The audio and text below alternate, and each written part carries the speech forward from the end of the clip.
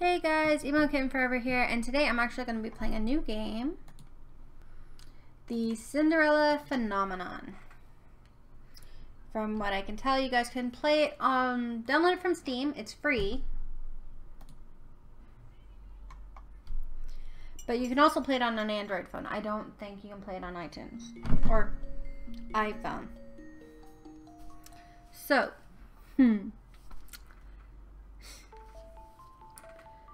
oh, the music's actually really pretty.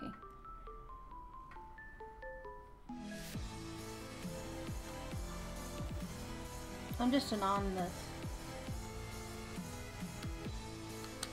Cinderella Phenomenon. I messed that up so badly.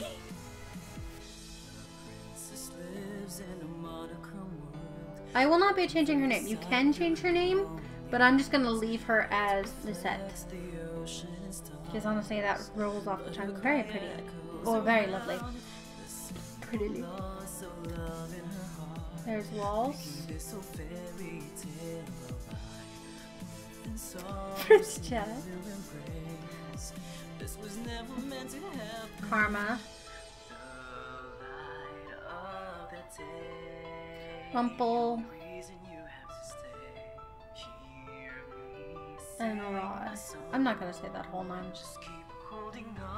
I am following the recommended storyline for the actual game, which they suggest you start with Rod, then go to Karma, Rumple, Fitz, and then Waltz.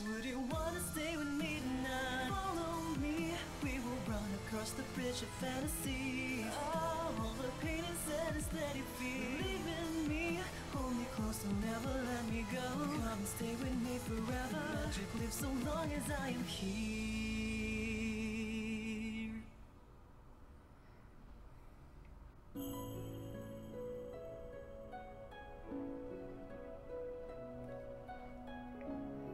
But supposedly you cannot exactly straight up play Fitz and Waltz until after you play at least 2 out of the 3 already unlocked routes. So if you guys want to start with Fitz or Waltz, you can't. You have to play at least 2, which is Rod, Karma, and Rumple. Which we're going to start with Rod, but we're going to have to start the game in a second, because I'm also reading more about the game, which it is... I've gotten good reviews, and it is free on Steam. So if you guys like what I'm playing and want to play it yourself or join your own storyline, because I'm just going to go stream after each storyline, you guys can. So, trust me, you can change her name. I'm keeping her as Lisette. There are 5 routes, which the 5 guys, as you guys can see. Oh, and the pointer is a diamond. I like that. The 5 guys. There are 10 plus side characters, each with their own backstories, so we will have more characters to fall in love with. There are just 10 endings. Original backgrounds, a lot of CGs. I'm like having brain farts on half of these things. The opening video, which we kind of just watched, and the original theme. So, okay, I think I don't need to read that anymore. So I was just reading because I'd rather you guys have the information also when you start. So, starto.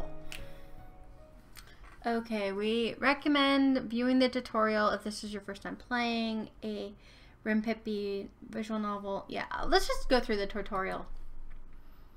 Welcome to the run-through of the shortcuts and functions of Cinderella Phenomenon. To advance through the text, use the spacebar or click enter.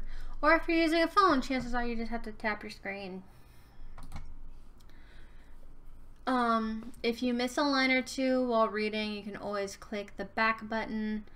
in the quick menu that's located in the upper right-hand corner of the text box. There's a limited amount of lines that you can roll back to. When you see this, the shortcut to this function is page up.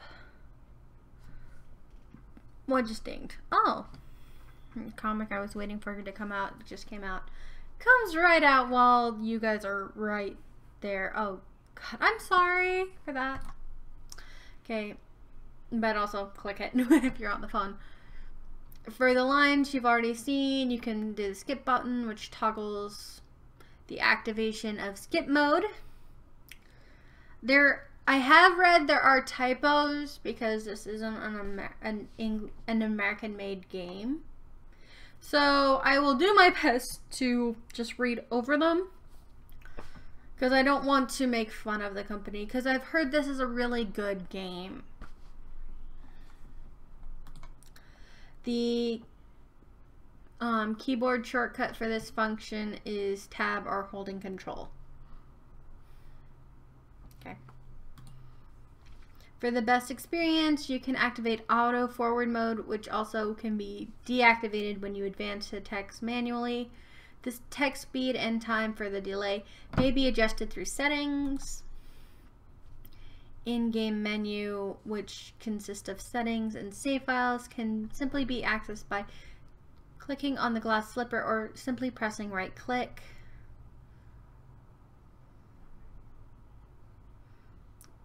Here's the slipper. In the settings menu, you can customize your reading experience. You can also enable and disable full screen mode and right choice indicator, which also you can customize the skip mode function.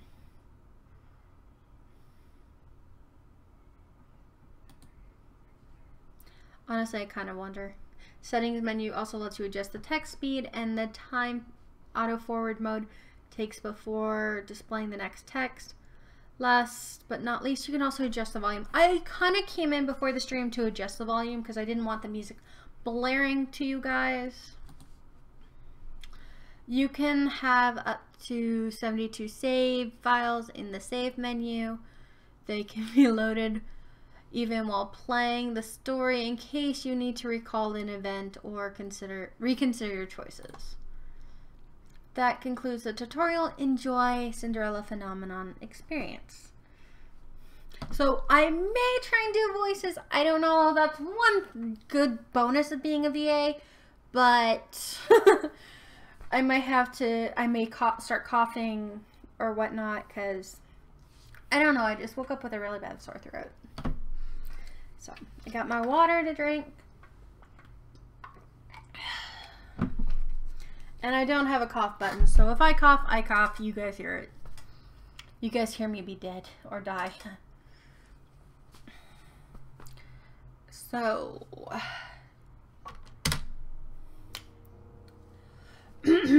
once upon a time in a kingdom far, far away, there were two crystals. One was the... Oh God. One was the Crystallum Lennis, protected by the ruler of the fairies, and the other was Crystallum to. Oh my fluff! That's gonna be a hard one.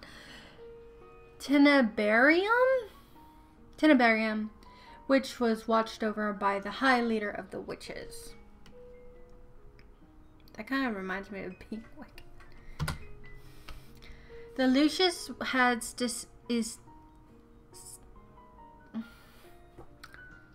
I need to go get my glasses?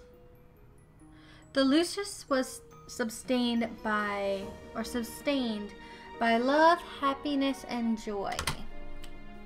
The Tenebarium by fear, anger, and hatred. The fairies and the witches lived in harmony with the humans of the kingdom. They regulated the powers of the crystals in order to maintain balance between the darkness and light. I edited that there. I'm sorry. For there can be no joy without sadness, no courage without fear. The kingdoms was at peace for a time. Then one day, a traveling bard decided to write stories, tales of magic and wonders of the kingdom. He named these stories fairy tales. In fairy tales, light always emerged victorious. True love was a visual reward. Don't look. The fairy tale spiraled further than could have ever been predicted. The humans of the kingdom started to believe that fairy tales were true and that the magic of witches were inherently wicked and cruel. Uh-oh. Oh no. The witches became hated and feared. Eventually, they were hunted like animals. Why does this remind me of something? Oh yeah, so much of history. The witch hunt. They're really... Yeah, they used it. The high leader of the witches, in all of her anger, created the fairy tale curse. If you think we are wicked, then so be it. Just as you have taken our happily ever afters, we shall take yours. The witches used the fairy tale curse to attack humans indiscriminately, ultimately throwing the kingdom into chaos and darkness. The ruler of the fairies, the Lucius Bearers, sought to regain peace. But the witches were blinded by their hatreds for humans, who were responsible for the witch genocide. I can kind of see why. The terrible war, the Great War, began. Eventually, the Tentarium Bearer, the high leader of the witches, was finally defeated. The Tenebarium was lost, peace was restored, and light once again triumphed. But darkness can never fully disappear. It waits in the shadows, patient for when its time will inevitably return. So this is the part where you can change her name. I'm going to leave her as Luciette because that's kind of a pretty name. Honestly, if people were here, I'd ask you guys to help me name her. But we're going to keep her as Luciette. Which, I know this is unprofessional. I'm going to go grab my glasses and a hair tie because my hair is everywhere today. So I will be right back. I know, I should have done this before I started streaming.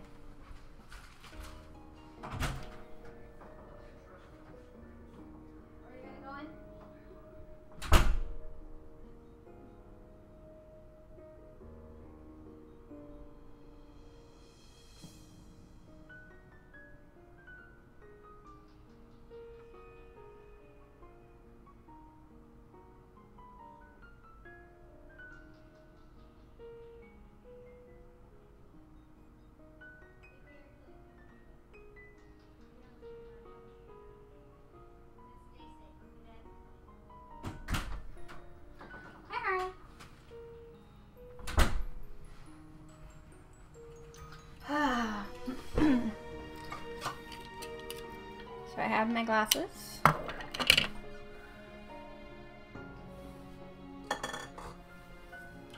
Pull my hair up. Maybe that's why I have tension headaches, because every time I'm on the computer I tie my hair up.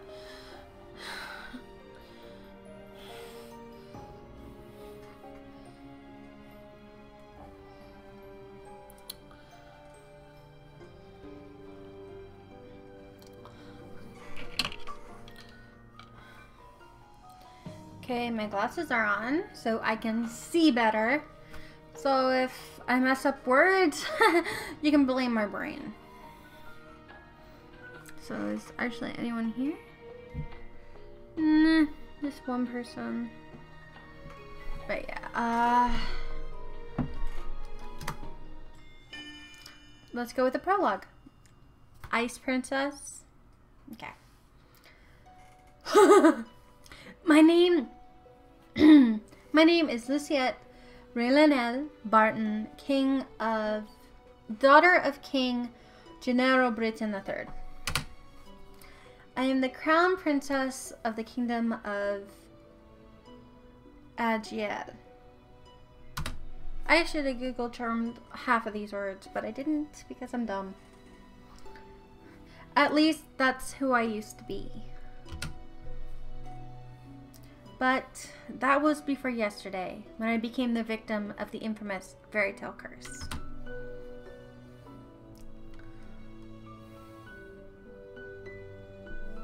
Everyone has forgotten my birthright. Now I am nothing more than a lowly peasant.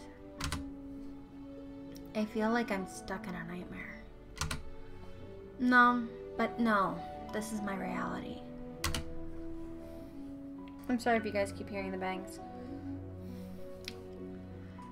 I still have no idea what I must do to break the curse. I close my eyes and remember that day. It all started out like any other day.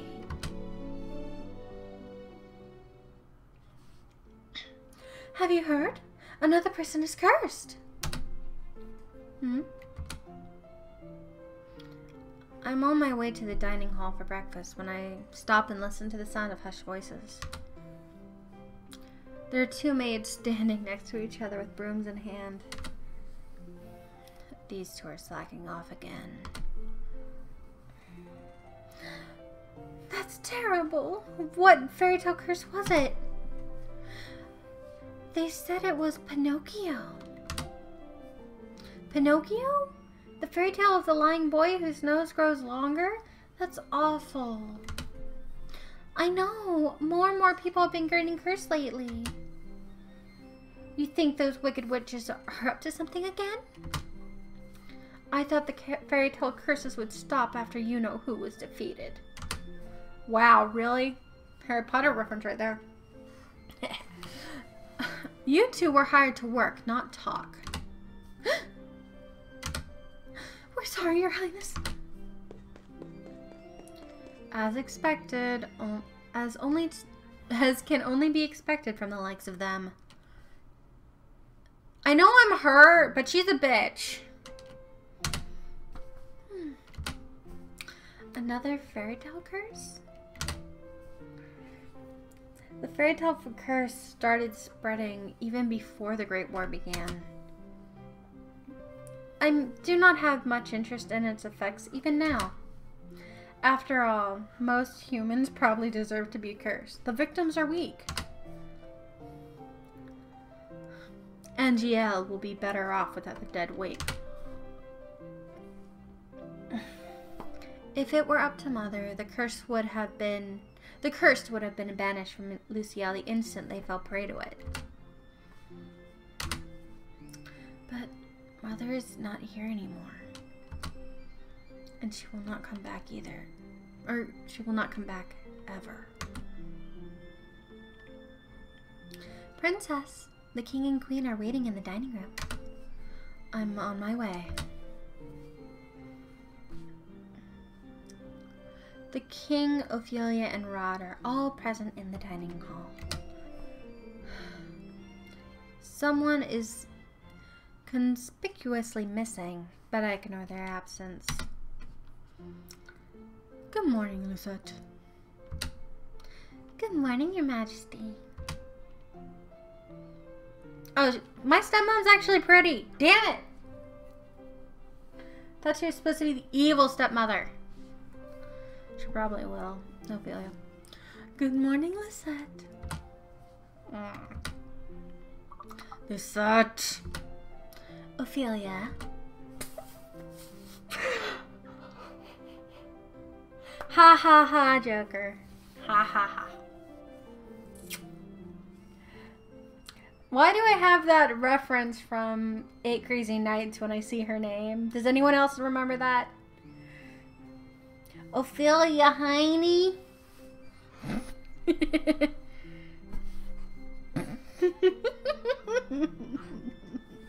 Oh god, I kind of want to do print phone calls, but I won't.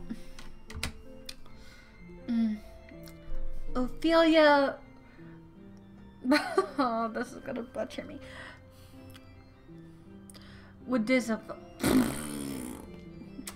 Oh god, people can make a. Nope, just you right now. wooden stove.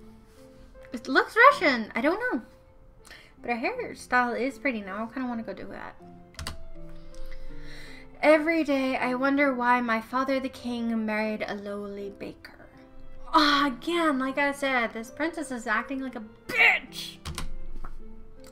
She will never be a true queen, for she pales in comparison to mother. The way she's holding herself, it looks like she's pregnant. I take a seat next to the king and look up to the person sitting opposite of me. It's a bunny! Oshaji. Oshaji. Okay. Rod. Benedict. Wooden stuff. Wooden stuff. My stepbrother is bored and quiet as usual. He is 2 years my junior and is the younger of Ophelia's children. Younger. Yeah, I know. What, you're gonna stay for my whole story? Because I'm playing through a full route for this stream, and I don't know how long the route will be. He is mute and has a plush bunny to voice his thoughts. So he's mute, but uses a plush bunny to... He's Jeff Dunham! Maybe. Okay. It is apparently given to him by a fairy. Okay, yeah, he's still Jeff Dunham. The bunny is his freaking peanut. Rod. He minds his own business and is easy to deal with. But his older sister... My eyes go to the empty seat beside him. She's probably the most infuriating person I ever had the displeasure of knowing. Oh God, really? Oh God, her name. Her name. How do you think that would be said? Emma Lang? Is this supposed to be like a different spelling of Emily?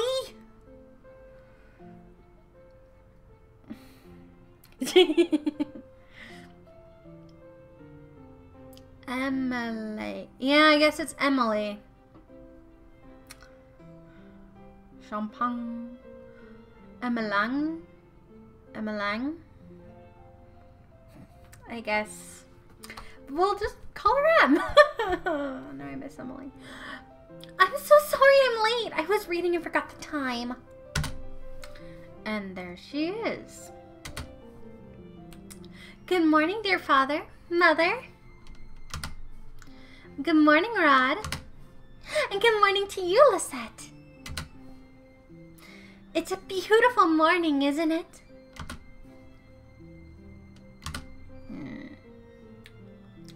Emma Lang, wooden stuff. Rod's elder sister and my stepsister.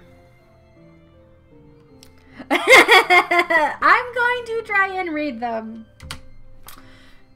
She acts as if we are blood, as if she was born a princess. As if I read that too fast. She acts as if we are blood, as if she too was born a princess. As if she could be crown princess. Perhaps steal my place.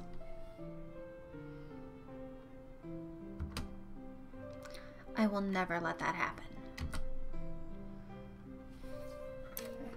Yeah, I know you're gonna laugh because I have to do a guy voice. Now that everyone is here, I will let us begin.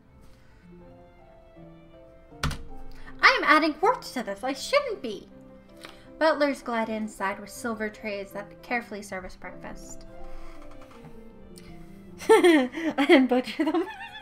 Yeah, enjoy the butchering, guys. Enjoy the butchering. As well as the fact that, this is still the freaking prologue. This isn't even a story route yet. Oh my. The butchers glide inside with silver trays to carefully serve us breakfast. I gotta watch this. Honestly, the way she's holding her stomach, she looks pregnant. Because no one just holds that area. Unless you're measuring your fat. So I hope not. So, Emmeline, were you reading fairy tale books that the king bought you? Oh, brought you? Oh, yes. There's so many and they're all so wonderful. Thank you so much, Father. I'm happy you like them. Oh, are you trying to make a reference to the guy, to my guy voice sounding like freaking... Yeah, I can see where you're referencing me now, dude. I love them. It's so strange that the library didn't have any of them to begin with. That's because Mother hated them. She had all the books burned.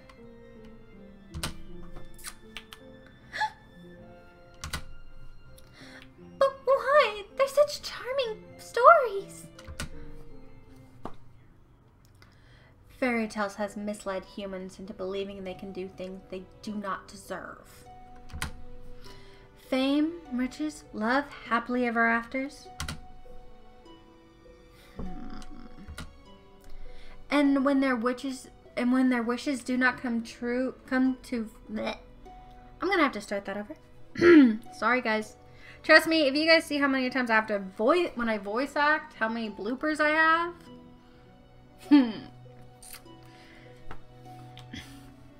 And when their wishes do not come to fruition exactly as they want them to, people blame witches for granting them in the first place.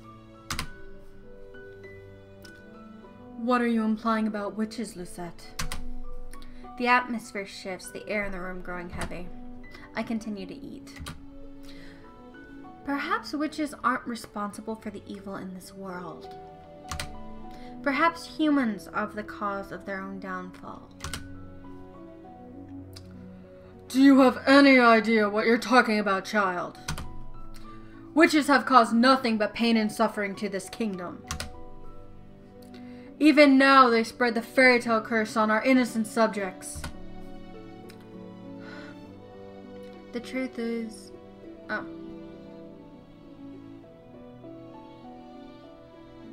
I guess this is still dead. The truth is, I know very little about the time the witches had free reign over Angiel. Oh, no, that was me. That was me. I was very young then and Mother forbade me to leave the palace. Sometimes even my own room. I know nothing of the people's supposed pain and suffering. Mother kept me away from everyone. And so I can't bring myself to care. How do you know the cursed are innocent? Our people have been toiling day and night to Our people have been toiling day and night to rebuild Angiel after the Great War. There will be tons of bloopers because this is live and there is no editing. That was like the weirdest burp that just came out of my mouth. Our people are the kingdom's foundation, and I am endlessly grateful for their determination and resolve. His voice actually hurts slightly. Every day I wonder what your mother taught you about. Leave Mother out of this. I feel like a burp's gonna come up, so if I burp, I'm sorry.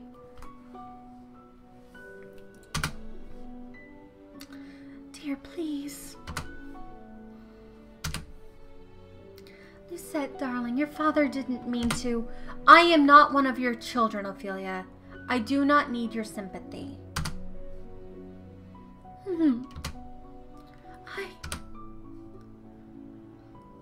Lucette, you will show your mother respect. She's not my mother.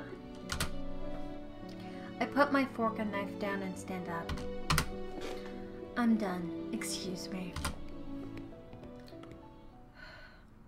My father and I have never got on, but our relationship significantly worsened after he married the baker. Stop locking! Like my... Ow, that actually hurt my ears. Sorry, guys, if you keep having to hear the clicks. My father, the king, it has been 17 years, and I've never felt any love from him. Nah, that seems like a typical fairy tale. Oh, he treats Emmeline and Rod, who only entered our lives a year ago, like his own children. Better than he's ever treated me. This has been my whole life ever since Mother passed away 4 years ago. Mother was the only one that was there for me when no one else was. Dude, I got too serious.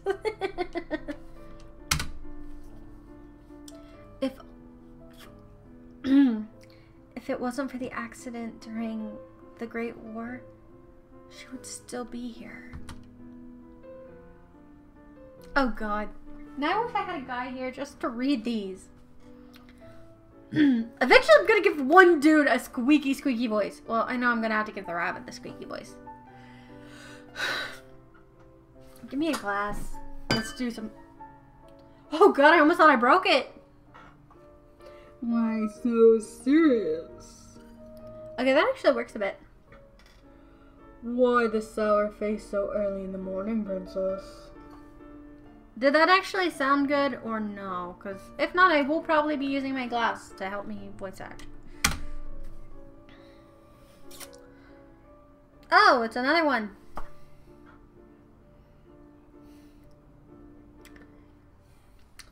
Let me guess. It's the king, the queen, or Princess Emily? I'm just going to call her Emily. Because that's how it looks like it's spelled. Or is it all of them? I'm freaking talking into a glass. That is funny as fluff. I ignore his question. Fitz, what are you doing here so early? I'm running errands for your father. Fitzgerald Hayden Leverton, the son of the highest knight of the Order of... Oh, I want to cry. Of Caldara? Caldrea? I guess Caldara. His father, Sir Alcaster. I'm not talking into a glass of water, I'm talking into an empty glass. So I just have the echo to make my voice sound deeper. I don't know why that works, but it works. His father, Sir Alcaster. I don't know why that word just made me pause. His father, Sir Alcaster, has served the royal family for many years. Sir Alcaster is one of the king's most trusted advisors. 3 years ago, Fitz was assigned the honor of becoming my personal knight. His presence is the only company I can tolerate nowadays. Again, more and more a bitch. It's like, I feel sorry that she's cursed, but she's being a bitch. Maybe that's why everyone gets cursed. When did, no. Okay.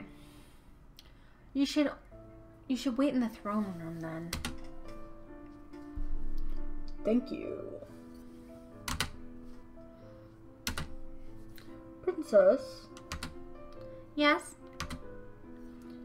You know, I haven't seen you smile once since I met you. Why is that of any importance?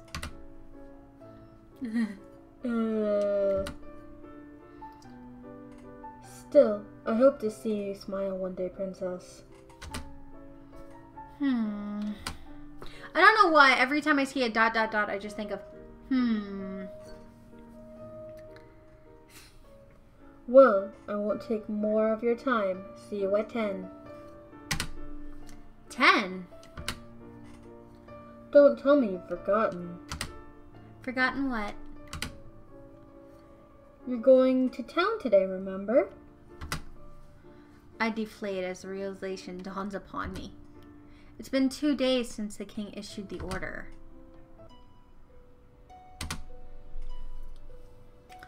Lisette, I'd like to accompany... The bloopers! It's like anyone with editing skills can probably edit all my bloopers. Excuse me, princess. Lisette, I would like you to accompany Emily to one of her town outings. Surely you can send one of the maids with her instead.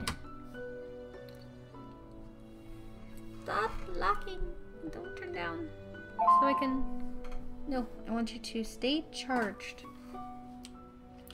I would not have requested you to accompany her if I was going to send her with her maids. I want you to make an effort to get along with your sister. Stepsister. She is your sister, and you will treat her and Rod as if they are your blood. 2 days from now, you will accompany Emily outside. It's been 4 years since you left the palace. Ever since then, you've locked yourself away. You barely leave your room. Angela... Bleh. It's hard to say this. It's hard to say the name in his voice. It's like his kingdom, but I can't do his voice in his kingdom. Angelo's in the grip of war back then, and now the kingdom is safe and back to its former glory. I want you to see how beautiful Angela really is. Why was I just snapping? Luciette, as a princess, must know her kingdom. Go with Emily and show her the town you only ever see through your windows. Is that an order? If it needs to be. Are we clear? Lucette. Understood.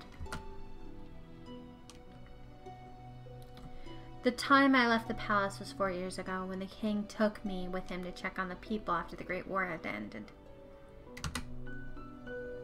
I already did get the reference, dude. Who doesn't know it? Well, then again, people who are younger than our generation might not get it. Because back before memes, we had poops. I miss poops. I shake my head, removing myself from the memory. I am safe here. There's the glass. Princess, are you alright?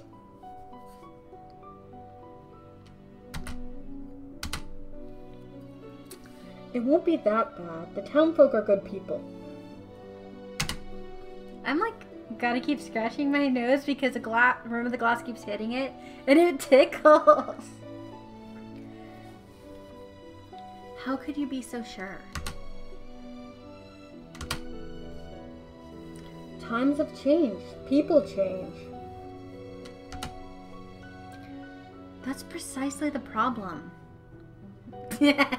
We are very old, dude. That's sad. We're old enough to create the next generation. I don't want to, though.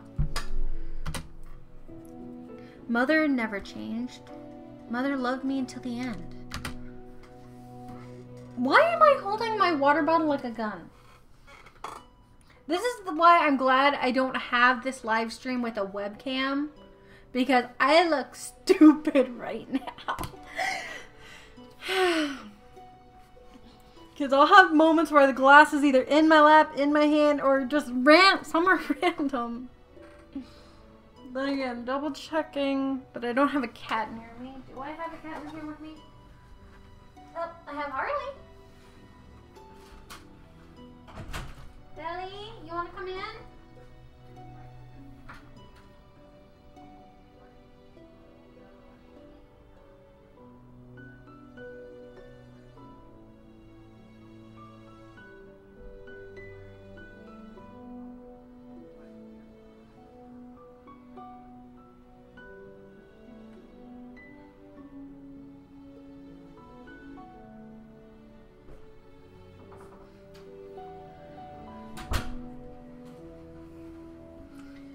Had to check if Belly wanted to hang out. But yeah, in the end, we are awesome, dude. After all, we're from the generation where everyone thought California's talked surfer. Dude, radical. Oh, God. What is my phone indicating to me now?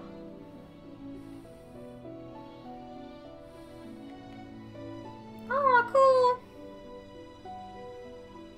It's like I keep getting like notifications of, oh, someone just commented on a video because I posted a video yesterday. And right now I'm getting comments because I'm blonde with forgetting that I just uploaded something. It's like, I know I want to do story time, but story times will only be Mondays and Tuesdays. But I want to kind of just play this game. So I don't know if I'm going to not.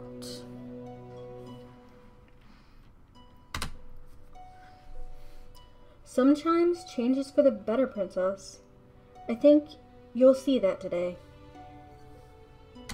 I still have to talk into a glass. I look like an idiot. If you'll excuse me, I shall see you later. I keep forgetting this is my Coke glass, so I keep smelling Coca-Cola when I go in.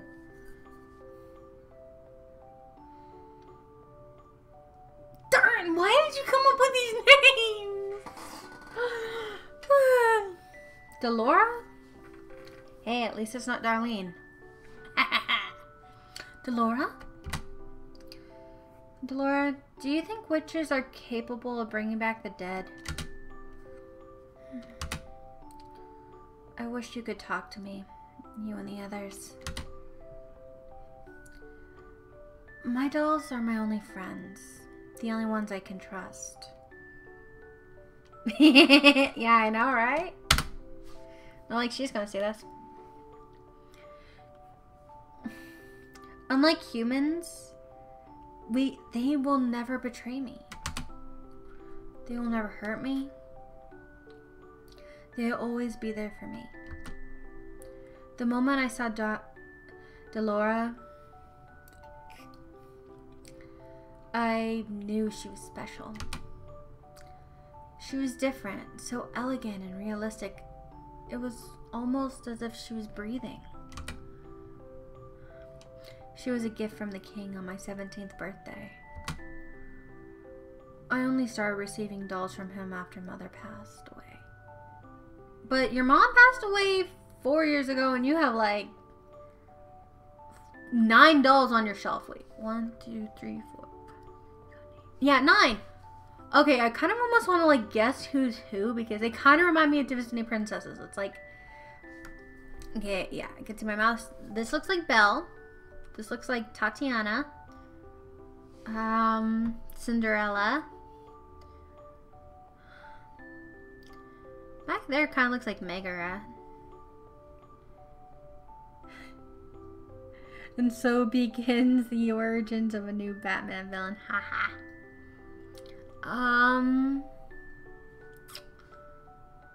That one could be Rapunzel. Sleeping Beauty. I don't know. All of a sudden my mind blanks on princesses. Well, that one could be Ariel. No, that one could be Ariel because of the sea color.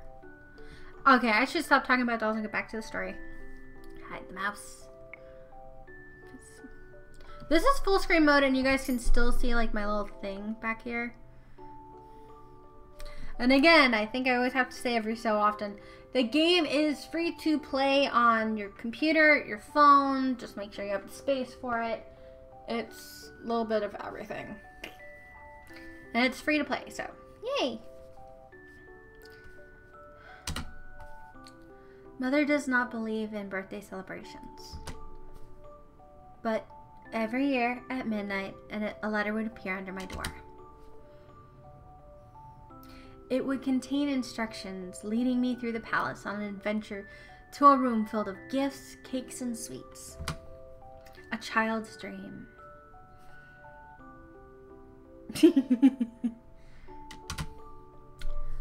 I'd be fascinated by the dolls, which had always held a little greeting card. The card would say the words, "I love you" on it. Signed by M.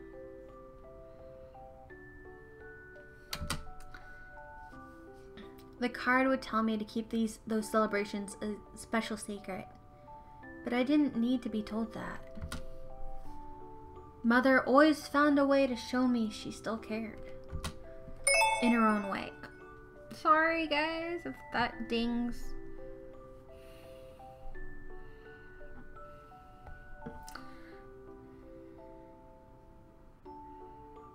If it's not Sonic or Mario, so no deal. Haha.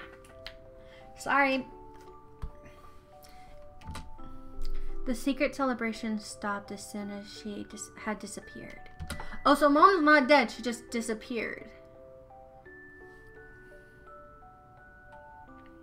Yes? Excuse me, Your Highness. The king has requested your presence. Better not be another lecture. Tell him I'm on my way. Oh, I like how they made her dip. I will see you later, Delora.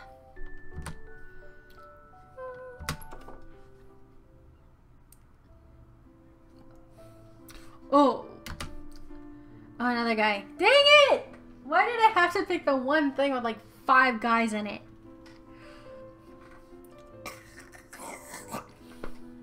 Eventually I'm just gonna... It's like... I know like 4 guy voices. I need to make 5 again. If they sound the same, I'm sorry. I'm going to apologize now. If my voices sound the same, then so be it. It happens. Maybe I'll give someone an accent. I don't know. Good morning, Your Highness. Yeah, this guy looks like I don't know why. I'm gonna make him sound like Prussia. So, good morning, Your Highness. Sir Mithras? Okay, how did I say that one right, but I can't get MLA? Sir Mithras. Oh, because I read too much. Sir Mithras, the royal advisor. Father has trusted him a great deal, just as he has Sir Lancaster. I called him Lancaster, not Alcaster. Every day you look more and more like your mother's. Jesus.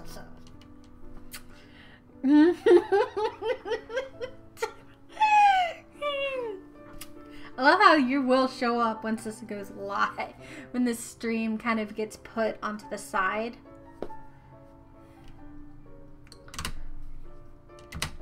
I'm just gonna have to create guy accents. I had sometimes find Sir Mithras talking to Mother's portrait when he thinks no one's looking. He must have admired her a lot, but I cannot bring myself to think highly of them.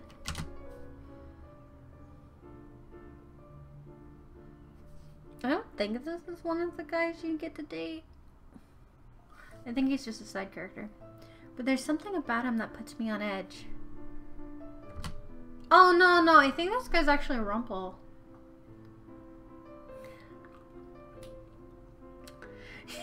Like some manly voices. Are you on your way to see the king? I shall not keep you then. Until our next meeting, dear princess.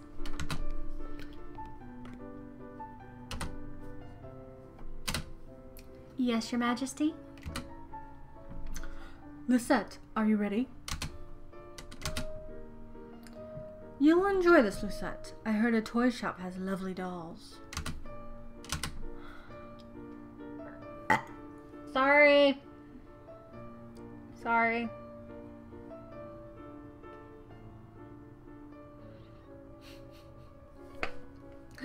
Excuse me, I'm so sorry. This will be good for you. You'll get to know your sister better, and you'll be able to interact with and learn about the people of NGL, about our subjects. Oh my. I don't know, I'll say that every so often. I will not learn anything that I don't already know. Gerardo. Why do you always believe the people around you are incapable of good? Oh, I messed up his accent. Oh well. Because I've seen how quickly people will betray and manipulate each other to get what they want. Mother warned me about human nature. Do you not see clearly, Lisette? If you only open your eyes, you'll only be able to see how good people really are. What just happened on my phone? So unprofessional. Very unprofessional. I am so unprofessional right now. I don't give a fluff. Oh my god, I gotta save that because that is so me. And I want pizza. Dang it! Dang it.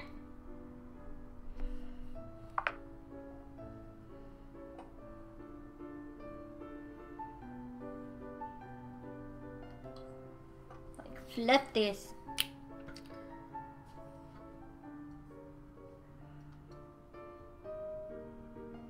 Mother knows best song. Yeah, Mother does know best.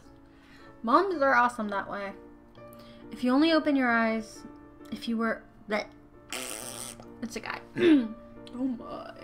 If you only open your eyes, you would be able to see how good people really are.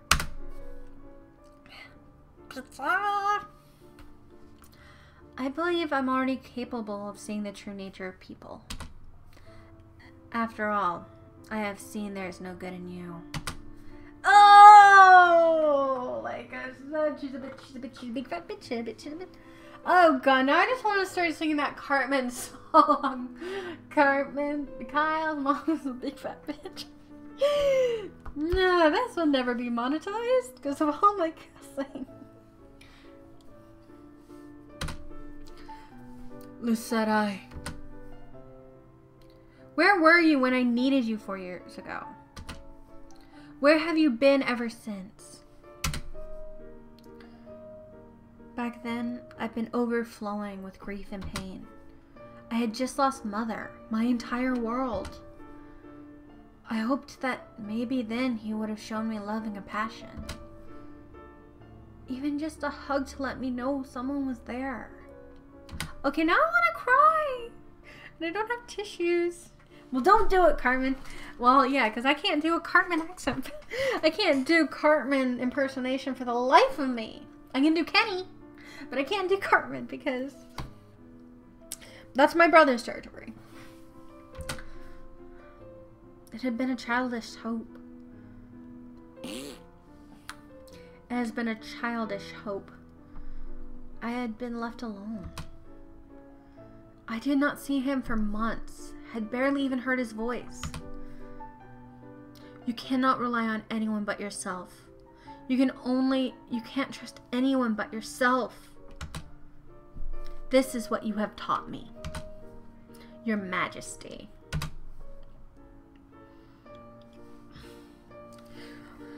I know that I've hurt you, and I know there's nothing I can do to atone for what I did. But please, Ophelia and her children are not part of that. They do not deserve to be hated. In the end, they still matter more to him than I ever did. Lisette. Enough. I've already said I will go. Everyone is waiting outside. I shudder at the thought of leaving the palace after so many years. Yeah. Yeah, true. So true. Like, I gotta touch my tablet every so often or I'll go black. Once you go black, you never go back. That's kind of racist. Is it? Yeah, it is. Very racist. Lisette, it'll be okay. Honestly, I think I gave him the Dakai because his eyes are very slanted and squinted. It kind of reminds me of, I want to say, a Korean man. But I've never seen a Korean man with such a full mustache. Again, I sound racist. I don't mean to be racist. I don't mean to. I'm sorry if I apologize. I apologize. Gomendasai. Wait, why am I apologizing in Japanese? I'm offending Koreans. I'm sorry, I don't know Korean. Sorry, I'm a Korean. How can you be so sure? Thank you for agreeing to accompany Emily. Okay, who's blowing up my phone? No one. Okay. I would not disobey an order from the king. I kind of want to do my hair. It's like, I hate that she's kind of being bitchy, but I like the way her hair is styled.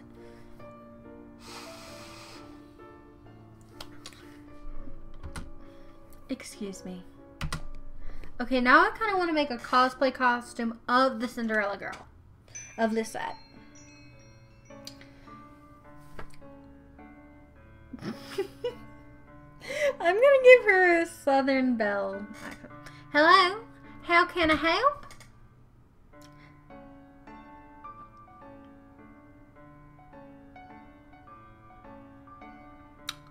What? What? Viorica? Okay. Viorica! Emily! I mean, Princess Emily! How good it is to see you. I trail behind Emily, ignoring her as she embraces her friend. I glance around the small shop. The dolls displayed are nowhere near quality of the ones in my room. I do not understand why Emily insisted she buy gifts for her friends here.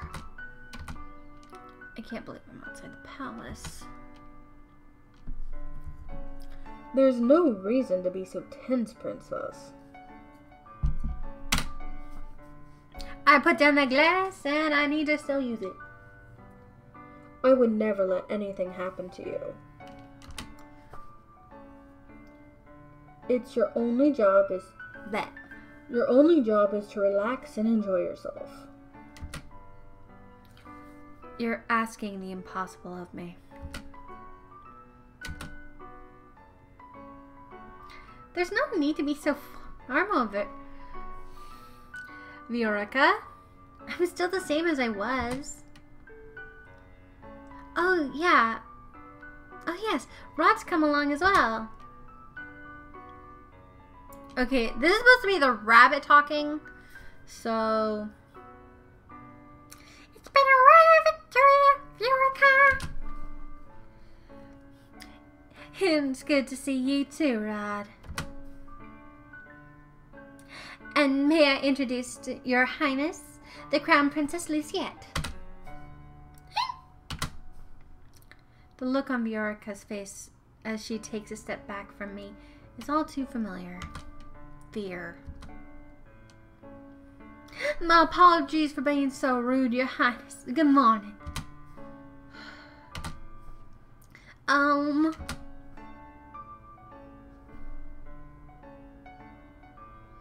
The way the bird is in his head, or just kind of like at his head, looks like he has this weird ear. See? Right there. It looks funny to me. Yeah, we've gone to the south. And this is Sir Fitzgerald's... Sir Alacaster's son. I'm butchering everything now. It's a pleasure to meet you, my lady. Don't go black. Oh, okay, there we go. Oh, you're Sir Fitzgerald. You're really as handsome as Emily describes in her letters. Sorry? Please don't mind her, Sir Fitzgerald. I'm sorry, Emily. Right.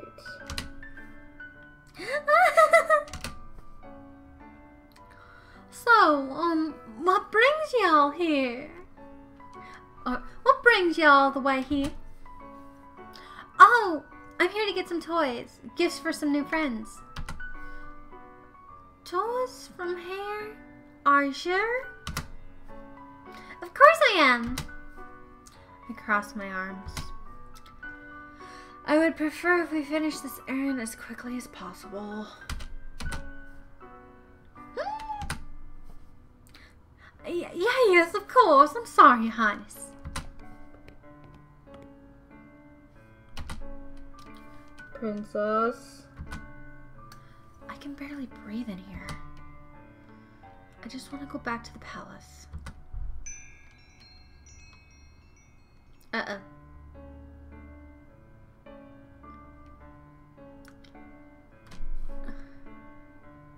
Oh, Karma.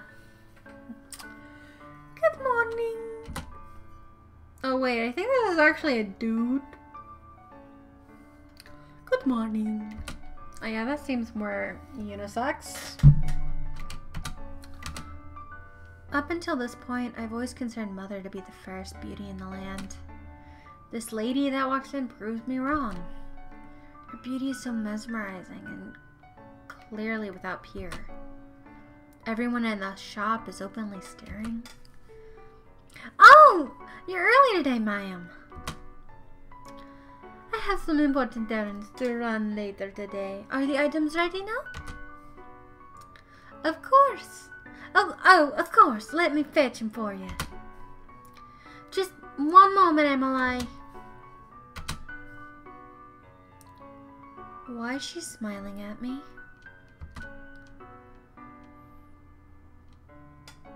I feel like I'm gonna sneeze, so if I sneeze, I apologize. Here you are, ma'am. Well, yeah, it kind of does like a chick. Thank you.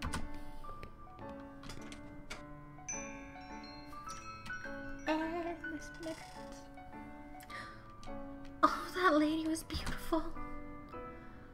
Right? Any girl standing next to her would become hopelessly ugly by comparison. Ouch. Who is she? She's new around town. Some say she's a fairy. A fairy?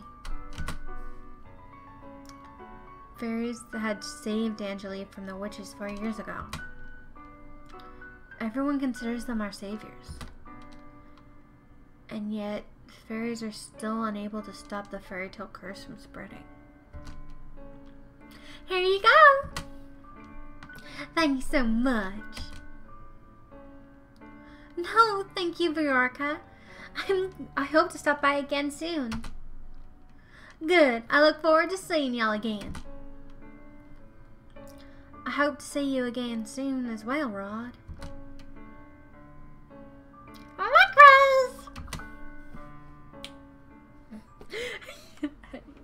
I feel bad. I'm doing Rod first, so I'm gonna be doing that high-pitched voice for a while. Leaving the palace was a bad idea. While I'm out here, I'm the center of attention.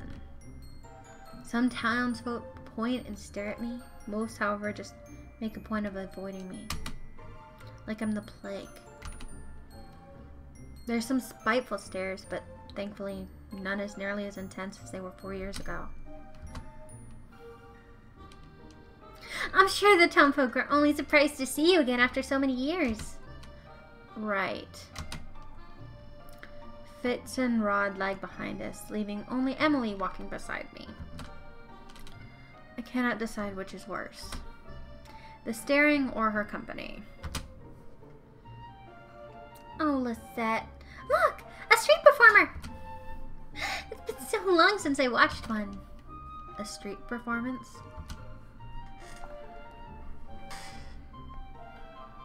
Like, I gotta touch the screen every so often. Good day, everyone!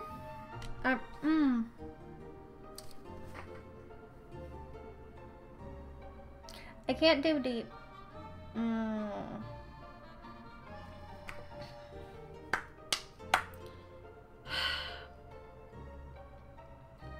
Good day, everyone. I don't know. I have no idea how I'm gonna do his voice. No idea. I think this one's Waltz.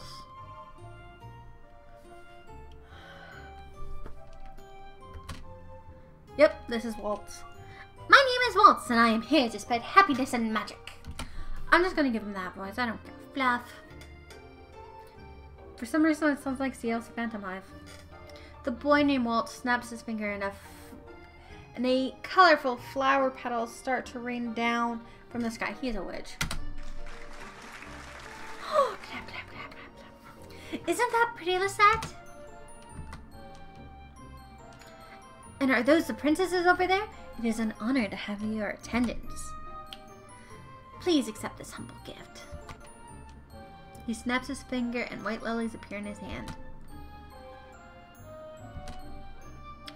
Oh, thank you. The boy looks at me expecting some kind of reaction. When he gets nothing from me, he sighs and gives me a wry smile. I hope to see you again during my next show. We'll definitely try. He gracefully bows before moving back to his area to perform more magic tricks for the gathering crowd. There are performers like this all over Angiel. I love them. Maybe someday we'll get to see some musicians too. Those are my favorite. I don't intend to leave the palace again. But don't you like it out here? Rod and I grew up here. I love Angiel, and it's my favorite part of the kingdom.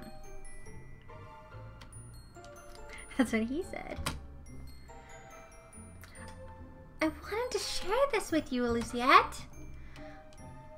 I know you didn't really want to come, but you still tagged along. It means a lot to me, so thank you. I did not do this for you. I am only here because the king ordered me to go with you. I want us to be closer, Lisette. I'd like to try and be your friend. I do not want or need your friendship. No matter how you act around me, we were not and never will be sisters. I take care to remember that if I were you. But Rod suddenly grabs my hand, pulling me away from MLA. Stop! He stares daggers at me. I think this is the first time I've ever seen him angry. Rod, don't. Let me go. Both of you ought to stay away from me. I feel a heavy atmosphere as I turn to look at the people staring at us. Their expressions mirror the looks of disdain I saw years ago. Anger, disgust, hatred. I begin to walk away. Princess, wait! Don't... I almost did the glass for her! Don't follow me. Princess. I adjust my cloak, make sure my face is hidden from view. I should have never left the palace. I walk around, watch people bumbling down the streets. So carefree. They work so hard for so little reward. They could work their entire lives and never have a fraction of what I have. And yet, They're happy. And I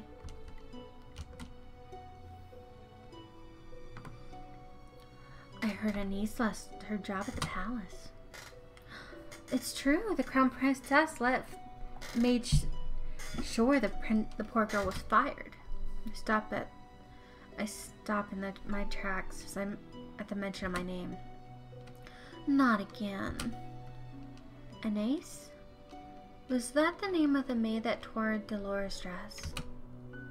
As if my decision to fire her was justified. A palace maid cannot be clumsy. Why should I tolerate a poor performance?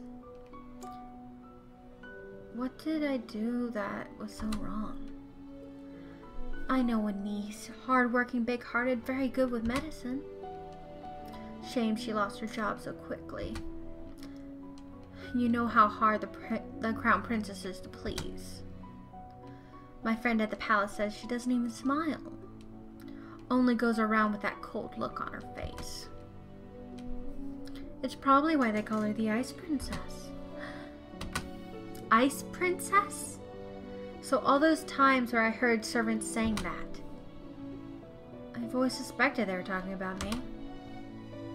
She's the complete opposite of our Princess Emily. That child's an angel. We all know she should be crown princess. The annoyance begins to shimmer inside of me. I cannot stand to hear this, so I walk away. Ever since Emily entered my life, I've always been compared to her. Now I have become second best. I am Luciette Raciella Barton, daughter of King Gerardo Barton III, and Crown Princess of Angiel. I am of royal blood. She is nothing. There you are! Princess, you must come back with me. It's getting too late for you to remain outside. I don't know why I'm making echo. Princess? Are you alright? Are you hurt? I brush him off and turn away. No need to fuss. Let us return to the palace.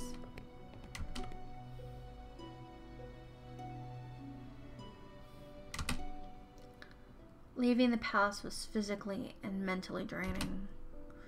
My bed is welcoming to my unusually heavy body. I turn my head to meet Dolores' glassy gaze as she sits on my shelf. I left the palace today, Delora. It was the same all those years ago. Everyone looked at me like I was... What have I ever done to deserve those looks? How can I be so hated? Ice Princess. I wish Mother was here. I look at the smiling faces of my dolls. At least I still have all of you. I yawn and stretch my arms. Good night, Delora.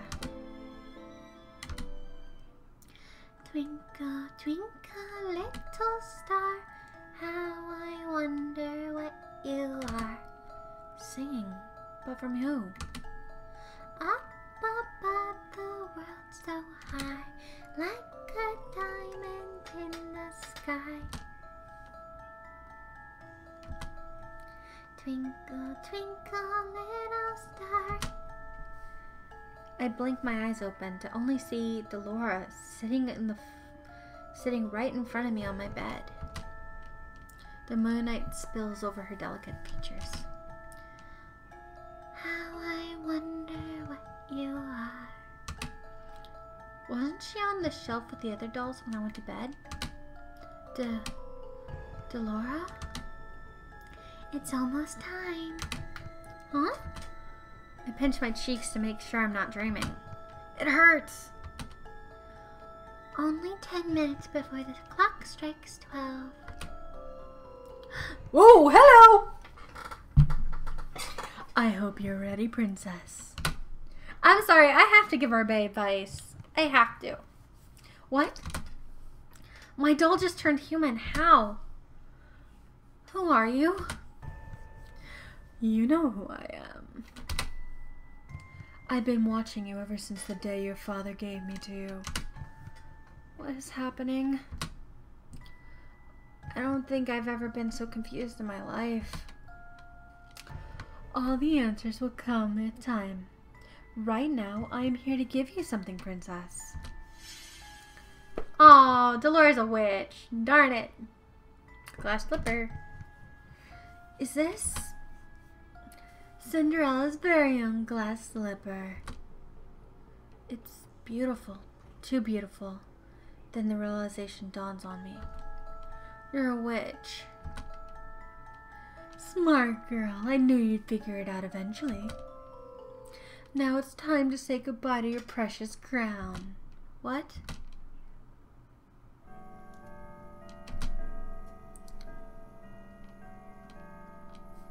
Sweet dreams, Cinderella. Cinderella Phenomenon.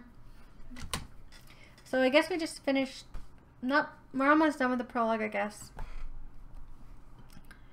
Which I kind of want to see the full kind of storyline.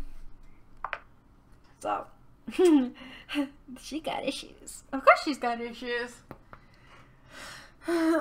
Hey, wake up. Hey, wake up, girl. Huh? Where am... Oh, my head. You have some nerve sleeping in front of my shop. Leave before a customer sees you. I was in my room. How am I here? Do you not hear what I said, filthy child? You filthy child. Filthy. You would speak to your crown princess in such a manner? If you're a crown princess, then I'm the queen. You must have knocked your head on something hard for quite grand delusions. Not delusional. I am Lucette Renee Barton, crown princess of blood daughter of King Gerald Brighton III and crown princess of Angel. Right, the king never had a daughter with that witch.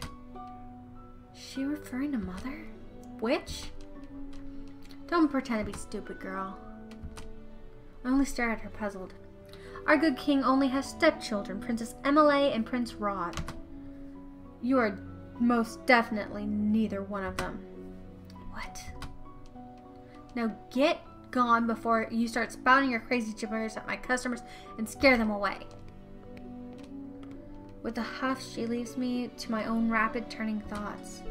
I quickly realize I'm wearing tattered clothes and don't even have shoes on. No. This can't be happening. Something shines against my chest and I reach up to grab it. It all floats back. Dolores being a witch. Cinderella's glass slipper. This is not a dream. Dolores gave me a fairy tale curse. My hands began to tremble. I must return to the palace and speak with the king. Let me in. Girl, I'm sorry. This place is off limits to uninvited guests. You don't understand. I'm Crown Princess Lucette Barton. I must speak with my father. As I loathe to call him that, I have to. No one will believe me if I'm addressing him by title. You best leave now, nice and quiet, before we have to force you. If you were only... Make way for the king. I'm gonna cry. I have a feeling I'm gonna cry. Because these storylines get really good. They're very well written. The gates swing open and 3 horses trot out. The soldiers ride on 2 horses as the last one is different. A familiar rider. Father. I immediately moved to block the path of his horse. The soldiers had to hold me back. Your Majesty. What is this? Your Majesty, this girl is claiming to be your daughter. Daughter. Both my stepchildren are in the palace right now. What? Even father is a part of this? Father, you must help me. A witch has cursed me. For once in your life, just once, help me. You must believe me. Tell me, where is your family, child? Why are you all alone?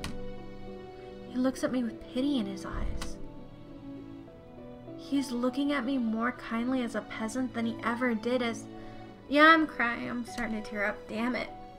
Than he ever had when I was the crown princess and his daughter. I recoil. You must be hungry. Take this. So I now have money. I'm guessing with those little tags that flash up are parts that I'm going to be using in the game. This should feed you and your family for a day or two. The kingdom offers work opportunities for those who need them. Please let your parents know. I do not want your pity, Father. Please escort this girl back to her home. Make sure she gets there safely. I want your majesty. I watch my father and his 2 guards right away as I'm leaving me stand in their dust. He left me alone. Again. Where is your home, girl? There's nowhere left for me to go. Father has forgotten me. Leave me.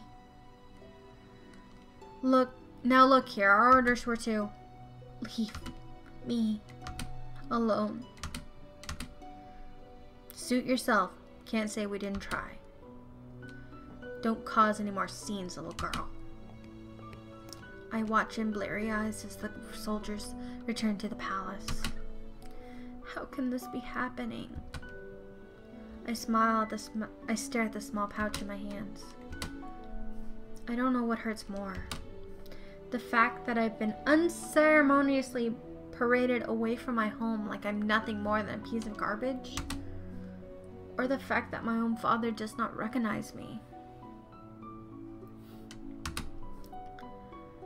Oh, look at that girl's hideous dress. How difficult it is to be poor.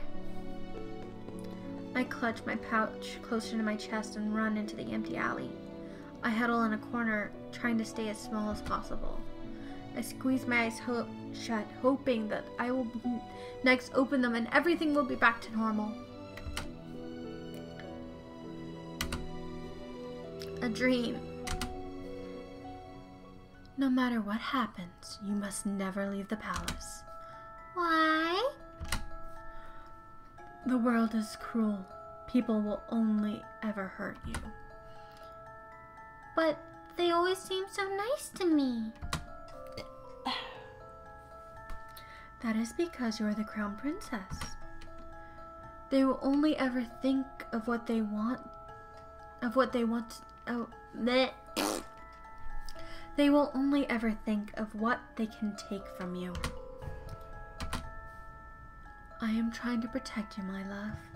This is why you must never leave the palace. Never leave Mother. I am the only one who will ever love you so much. Do you understand? I understand.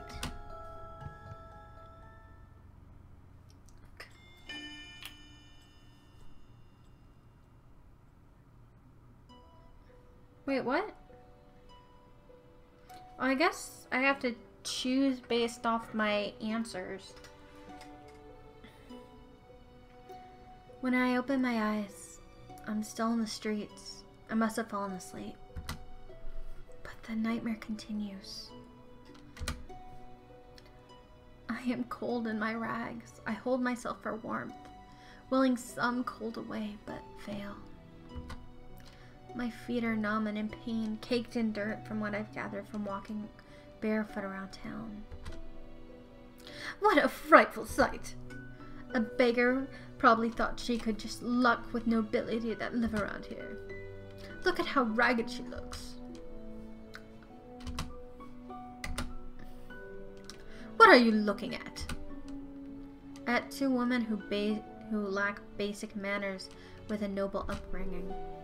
Silence, girl. Do you know who you're talking to? No, and I don't care. What nerve? Let's go. There's no reason to stoop to a commoner's level. I will remember you, and once I break this curse, I will make you regret your words.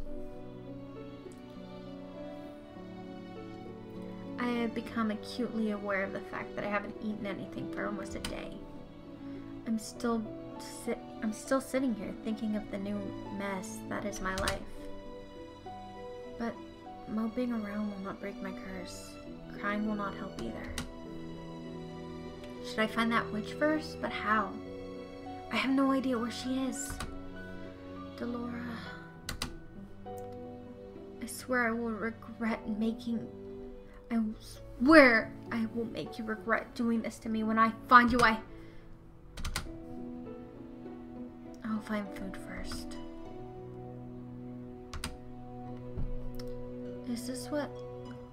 Is this all the king thinks I'm worth? Leave, girl. A dirty peasant like you has no place in this restaurant. But why? I can pay. Find another place. You're scaring away my customers. Am I not a customer? Shoot, there's nothing for you here. Honestly, if they have no eyes, I'm not going to give a fluff about their voices.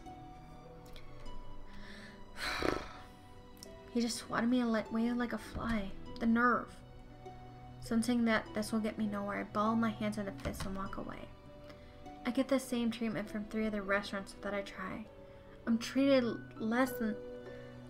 something less than dirt, like my money has no real value. I am the crown princess, and they have right to turn me away like this. I have been eating stale bread, anything that keeps the hunger at bay. The bread barely helps. Out of the corner of my eye, I notice a small bakery. The croissants on display make my mouth water. I slowly make my way over there. Ow! My feet ache with every step. They look and feel even worse than before. If only I had enough coins for a pair of shoes. But food is more important. If the rags that I'm wearing and the pouch of money is all that I have, I need to prioritize. And I will die before I beg. 2 croissants? You need to pay. There's no free handouts here. I take a coin from my bag and hand it to her. This should be more than enough. I will not ask where you got these coins. Are you implying I stole them? How else would a beggar like you get that amount of coin? Now be off with you, child. I will not have you scaring away any other customers. Without another word, I turn and start walking away from the woman. So this is the goodness of the people of Angiel. I take a bite out of one of the croissants and cringe a little at the dryness. Hey girl. What now? We saw you in the shop. Want to share how you got those kinds there? Excuse me? Look at her, brushing us off like she's royalty or something. Let go! You ain't better than us. Now be a good girl and hand over that pouch. Aw, darn it! Why do I have a feeling this was gonna happen? The man on the left grabs my pouch and attempts to yank it away from me. I will not let these brutes take anything from me. I elbow the man in the stomach and aim to kick the other man's shin. I have an opening and I take it. Ah! I pull myself free and run as fast as I can. Hey! Where did I go? I'm not familiar with these streets at all. It's likely I'm going to hit a dead end. Oh god, now we got to make a choice. Go left or go right? I'm going to let you guys pick. So, left or right?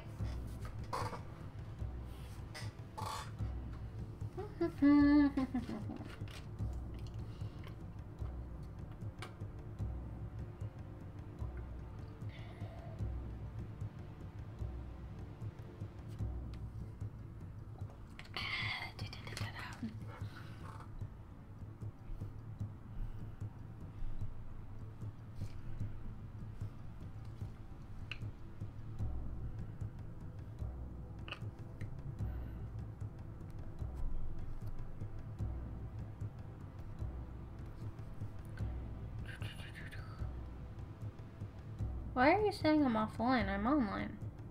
No, I'm still live. My freaking tablet glitched saying I was offline for a second.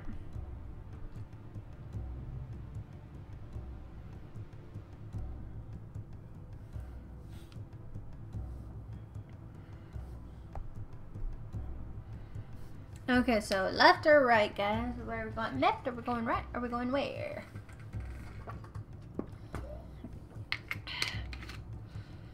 I should grab a coin for if I can't decide. Just flip a coin and I'll be right.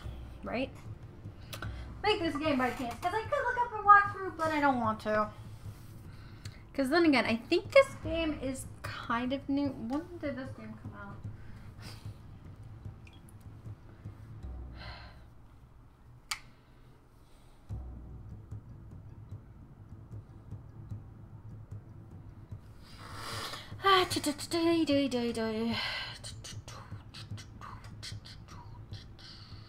How old is this game? In fact, there are plenty of reviews. Kind of says something. I can't look it up on Steam right now.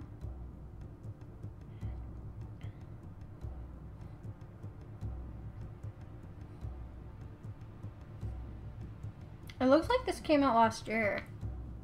So chances are there is a walkthrough.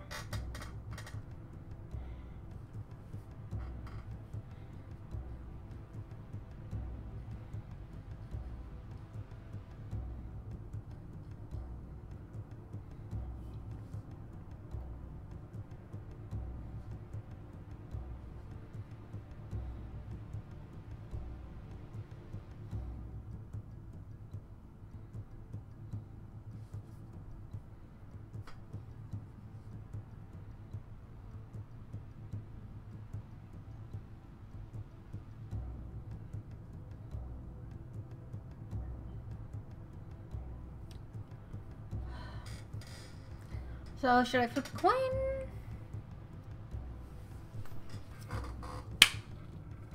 I got tails, so I'm gonna go left. That hurt. I cannot let the pain in my feet or the exhaustion stop me. If I stop now, they'll definitely catch me. And taking my coins might not be the worst thing they do. A dead end. Now, we're left to run now, girl. What do I do? Oh, who are you, gentlemen? Wait, why do I feel like that's Rod? And I should be doing a voice. I'm just gonna wait until we find out who it is and then correct it. Oh, who are you, gentlemen? This is definitely not how you treat a lady. Huh? Who's there? A shadow looms above us. Oh, it's the fairy. The fairy. Before I can blink, a person jumped down right in front of me. His body acts as a barrier between the two men and me. Yay, first start! Who are you? Oh, me? Oh, me? Just a passing gentleman concerned about a damsel in distress.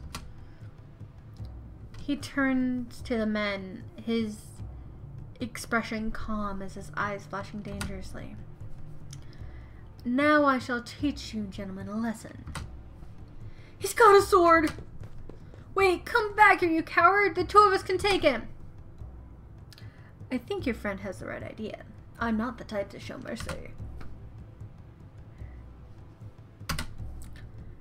This is way too much trouble for a little gold.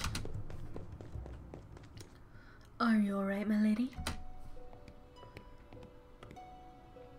You found her! The boy from yesterday?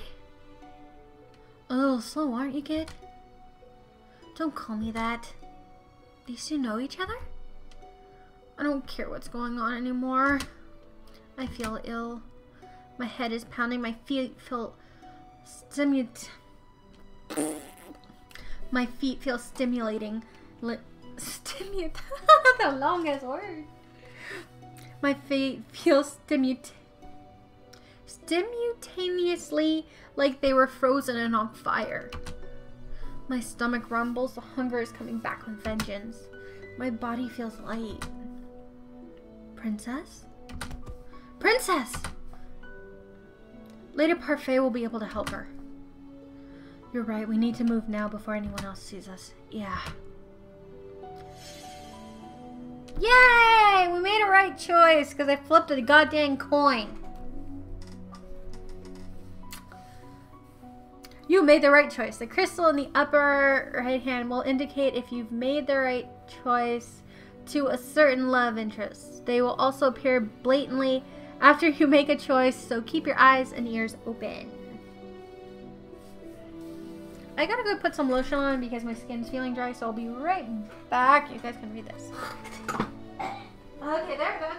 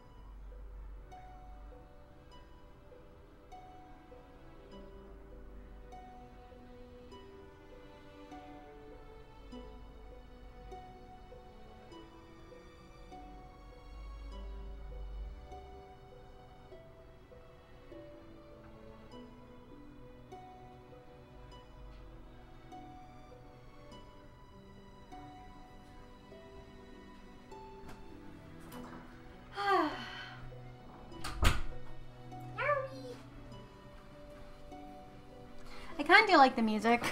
Let's hope for no copyrights.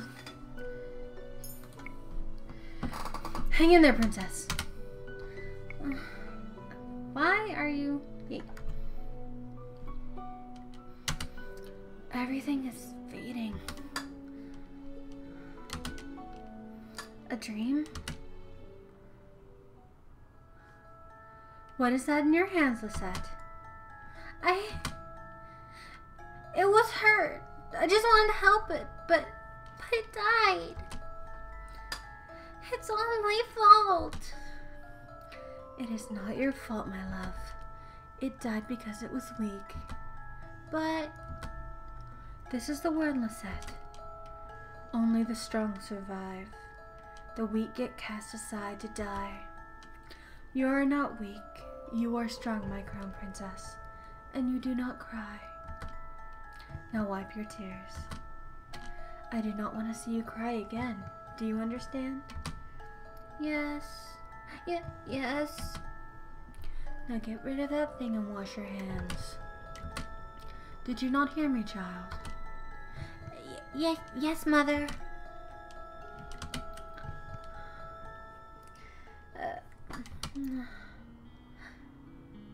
Oh, you're awake. Where am I? Oh, well, this isn't my room.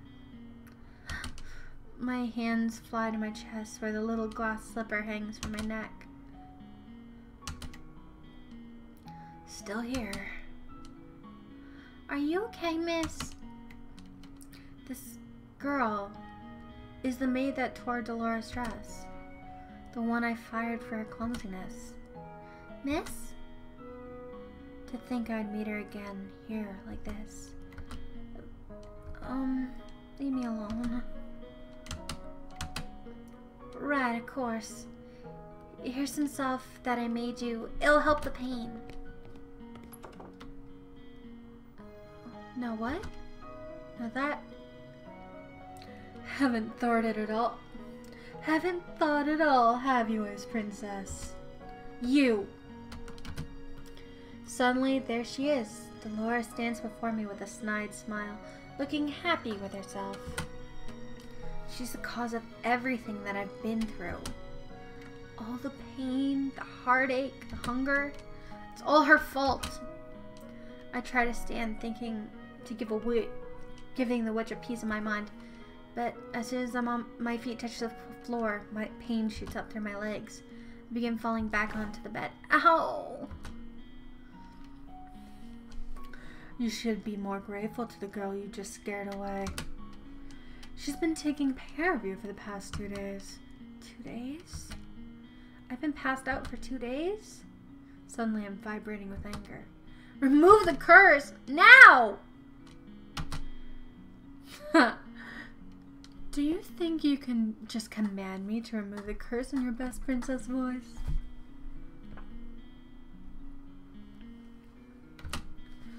What do you want? Gold? What? What I want is worth more than all the gold that you can summon in NGL, princess. Besides, haven't you read your fairy tales? The caster cannot take the curse back. You need to focus on breaking the curse yourself if you want your life back.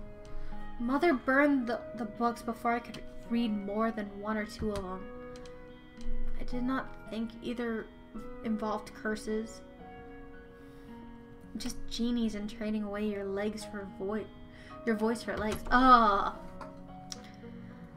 good, you're awake, princess. Parfait.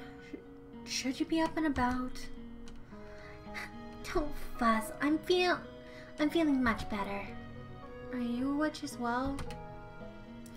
Oh no, my name is Parfait, and I'm a fairy. A witch and a fairy in the same room, being friendly with one another? Impossible. Oh, the look on her face. She wasn't expecting that at all, are you, princess? Were you, princess? What's going on? I'm sure you have many questions, princess. How do you know I'm the princess? Don't be silly. She's a fairy. Of course she knows. I promise we'll do our best to answer your questions. I don't even know where to start.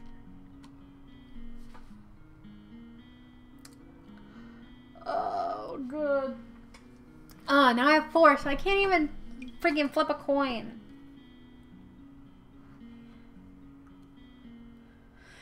Part of me is wondering if this is going to be one of those multiple choices where I can find out all the information.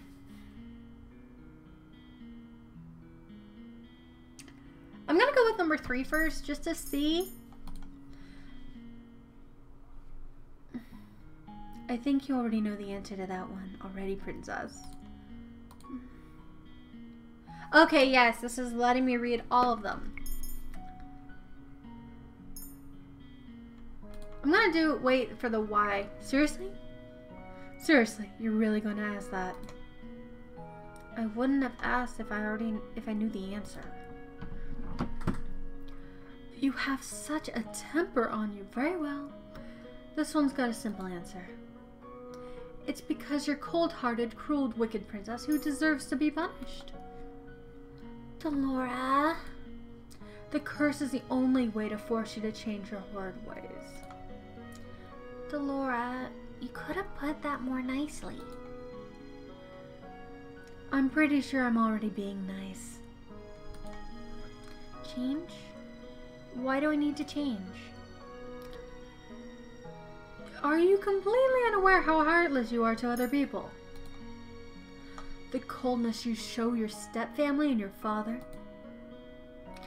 The way you treat Princess Emily. Why do they need to be treated any differently? You need to prove that you have some goodness in you, princess. Just a smidge of kindness. Why? People who only show you kindness when they want something from you. The instant they get what they want, they just throw you away.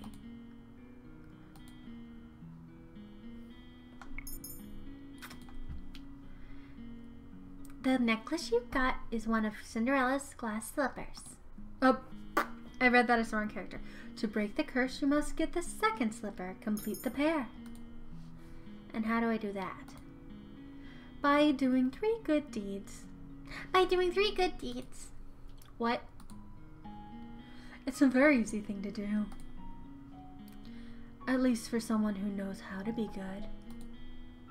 3 good deeds? What does that even mean? I don't even know where to start. Take heart, princess. Goodness is innate in everyone. Are you sure that that's the case with this one? Delora, you're not helping. I'm a witch, and I think I have more goodness in my big toe than she has in her whole body. Now you're just being mean. For every good deed you accomplish, you will get a piece of a glass slipper. When you get all 3, you complete the pair and the curse will break. Simple. I suggest you start polishing that attitude of yours.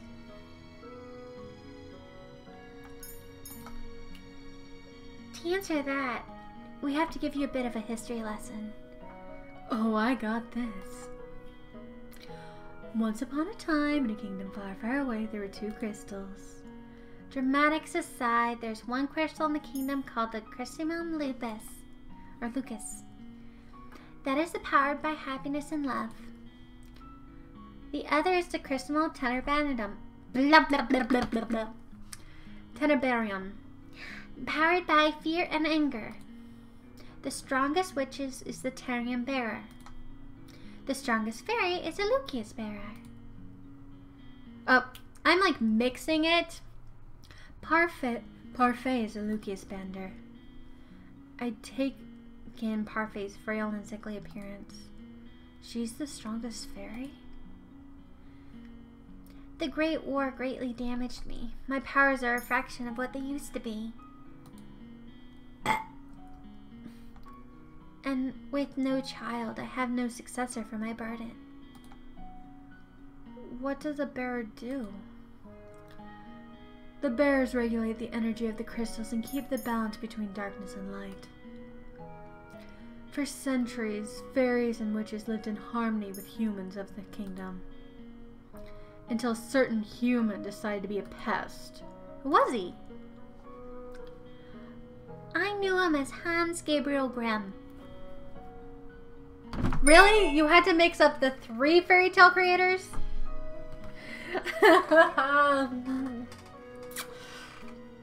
He wrote... No, wait. Was? No, none of the Grimm's brothers was named Hans. Okay. He wrote the fairy tales. And he started the feud between the witches and the fairies in the process. How could a single person have so much power? It was the power of his words. In Grimm's stories, witches are always evil. The humans grew to fear and hate them. They began to hunt them. Didn't the witches fight back? We aren't allowed to use our powers to cause harm. Oh, she actually looks like she's crying. That's sad. If you look at Parfait, she's crying. See, there's a tear. There's a tear. I wiped a tear. That sounds like nonsense. Yeah, it does.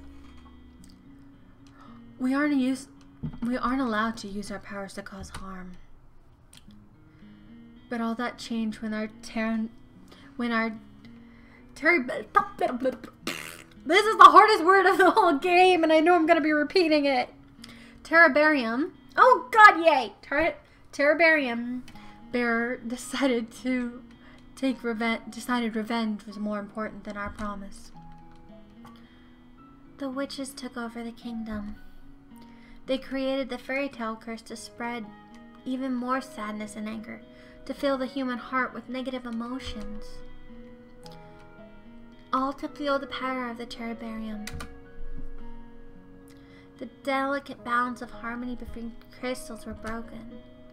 The witches in the Terebarium grew far stronger than they were ever meant to be. We had no choice but to fight. And the Great War happened. The Terebarium bearer was eventually defeated.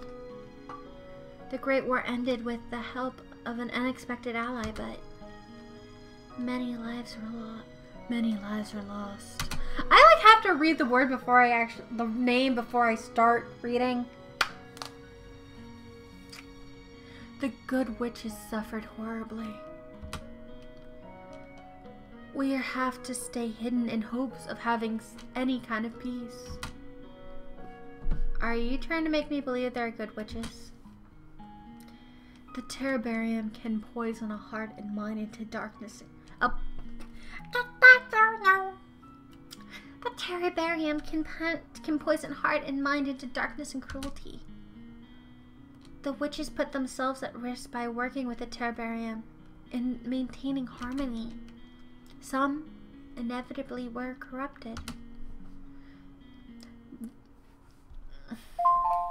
Why don't you stay charged? And why am I getting notifications? Don't want to read that. I know eventually I'm gonna have to stop and eat. Because what, I started 2 hours ago and I'm only on chapter 1? Many good witches were corrupted during the war. Most maintain that way. Or I don't know why I keep getting burps. Many good witches were corrupted during the war. Most remain that way. Many do not believe it, but witches can be just as kind as fairies. And yet, it wasn't a fairy that cursed me. I've done good by cursing you, princess. You'll thank me when you've broken it. Delora was not corrupted by the Terabarium. She is as good as they come.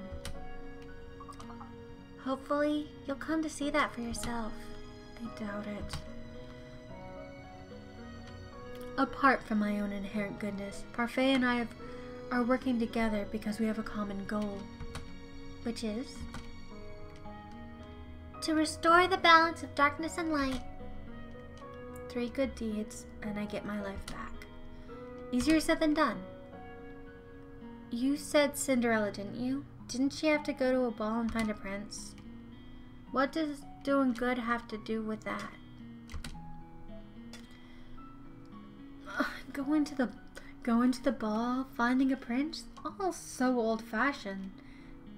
No fun in that. Cinderella was a girl with a good heart, with a pure heart. She was always willing to help others, even when they are cruel to her. Anyway, I brought some clothes for you. I'll leave them on the table. We'll be waiting outside. There are some people I'd like you to meet.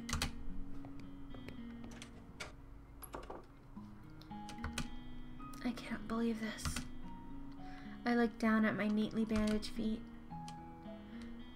I have to admit that while sore, they're nowhere as painful as they had been for the 2 days before. Here's some salve I've made for you. It'll help with the pain. Why does she even care? I'm the reason she lost her job at the palace. Oh, she probably doesn't remember me as the princess. But still, she has no reason to do such things for me. Yeah. I ignore the salve for some time and gingerly stand up to testing my feet for pain. The injury is definitely healing. I slowly walk to the table and change into the clothes that have been left there. The dress is nowhere as luxurious as the ones I wear at the palace, but it's still far improved from my rags. I'm a Lolita! All my life I've never had to lift a finger. Now, I will never let them see how much they have rattled me. I refuse to break. Just watch me. I will free myself from this curse. What is this place?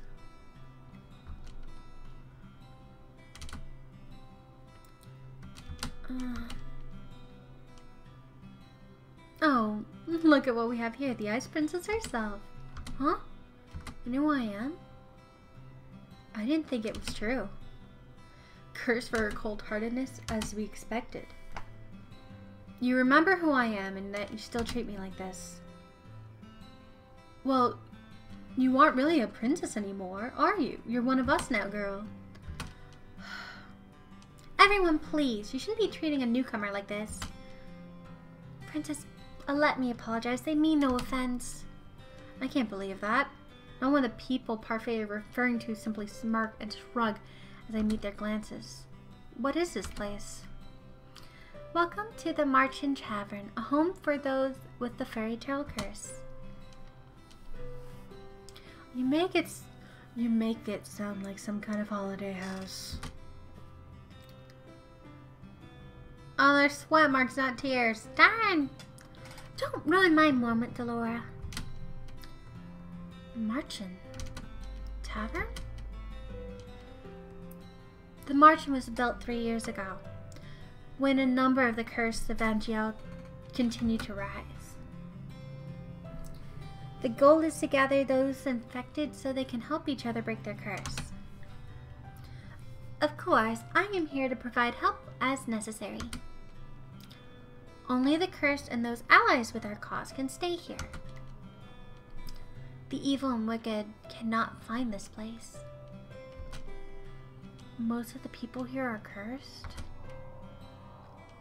How come those people remember who I am? The curse is not affected by conditions of someone else's curse. Your condition is simple.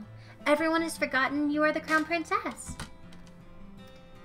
But because those people here are cursed, they still remember your title. It goes without saying that fairies and witches are also not affected. Come, princess, let me introduce you to a few boarders we have at Marchin. Parfait suddenly beckons the serving girl over. This is Anise. She helps out at the Marchin and does most of the cooking. I'm sure you understand why she's working here now. I believe she deserves an apology. Miss Delora, what are you talking about? Oh, don't worry your sweet little head over it. You don't remember what the Ice Princess did to you? Huh? I have nothing to apologize for. Clumsiness does not befit a palace maid. I only did what was necessary. Well, it's nice to meet you, Princess. I'm Anise Willow. I hope we can get along.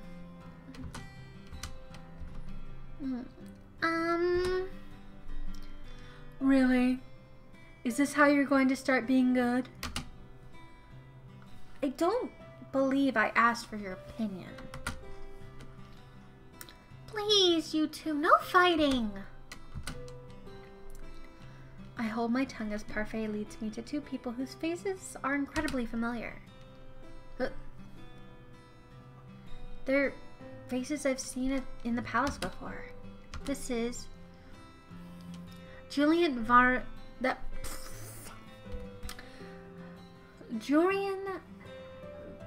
Valente and Garland Belrot. But how did you know? Both of you are in the Order of the Caldera. That's right. They were two of Sir Alaker's best knights. It's a big surprise when they both left a year ago. I only found out it was because they acted against Sir Alistair's orders. They were stripped of their titles and dishonorably discharged from the service. What are you doing here? We help the fairies. They and Anise are exceptions and are only allowed in this tavern without the curse. Julian and Garland lent us their strength to help protect the merchant. Protect? From the witches. They will do anything to make sure their curses remain unbroken. And what about you? I'm an exception. I'm good. I'm also good. You keep forgetting the good part. Remember, not all witches are evil. Your curse is a test. A test? Originally, the wicked were cursed because they could learn to change. Or I will mix up Parfait and Delora a lot, and I'm probably going to need to apologize for that. Originally, the wicked are cursed because they could learn to change. Their curses are meant to teach them a lesson. I am hoping your curse will teach you a lesson too, Ice Princess. I really am only trying to help you. I don't need you to show me how to change. I just want my life back. Well, to do that, you have to break your curse. Try and make some friends, Princess. They might be able to help you break the curse. Oh, I'd love to hang around and watch the princess try and be friendly. We have work to do, Delora. Fine. Try not to make any more enemies, Princess.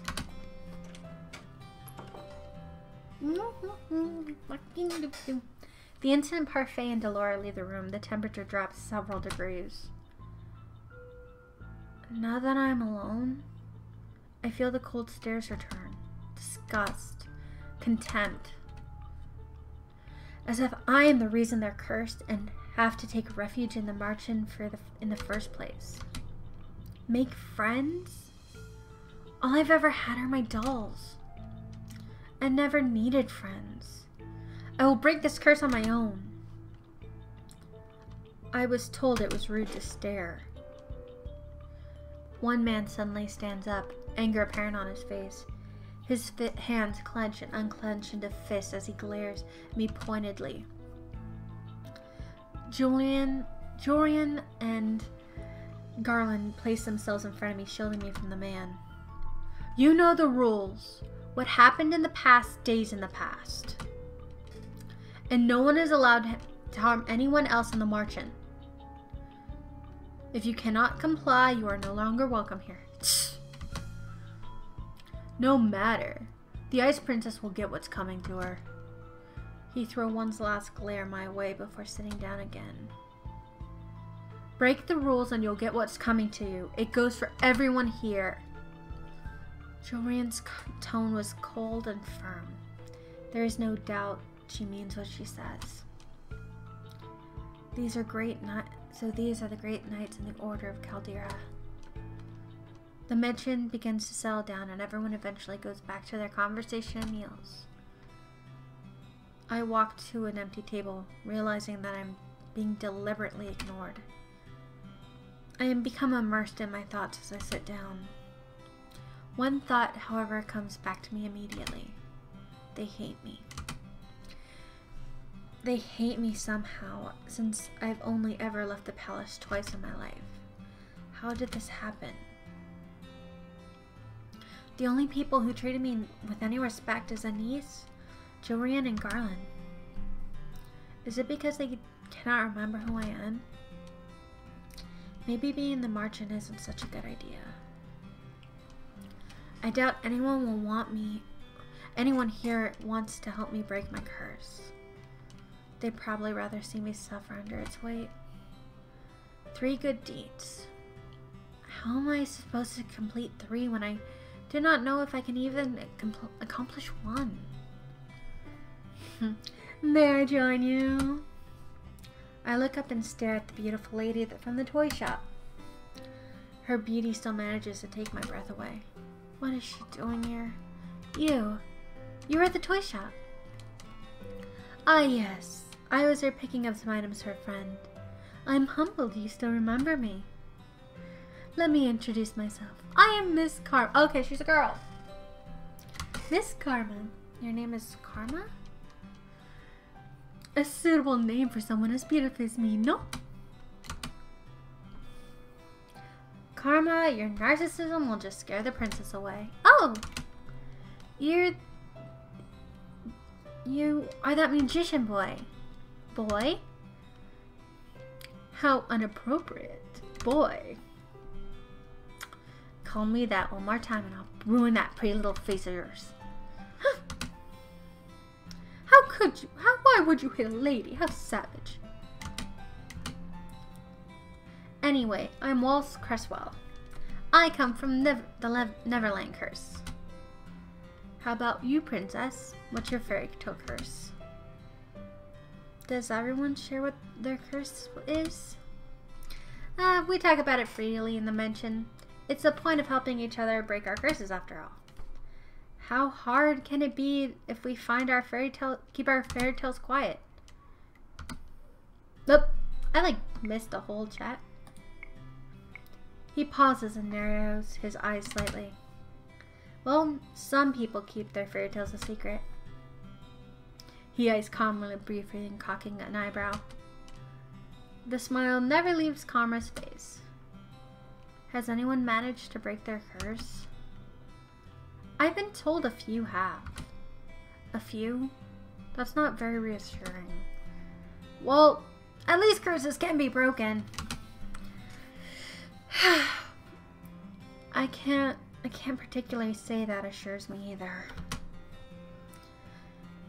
Well, what ails you, darling? What is your curse? You can tell us about it. Tell us, what is it? Cinderella. Oh, goodness, Cinderella. That explains the nature of your curse. It's only been reversed. It's been reversed, hasn't it? Riches to rags. That's one way of putting it. Karma, you're not helping. You're better off ignoring him, princess. He mostly speaks on sense. He? Princess? Parfai's voice had taken me by surprise. I hadn't even noticed her entering the room again. May I speak with you? I'd like you to meet someone, even though I'm sure you already know him quite well. I did. That's alright.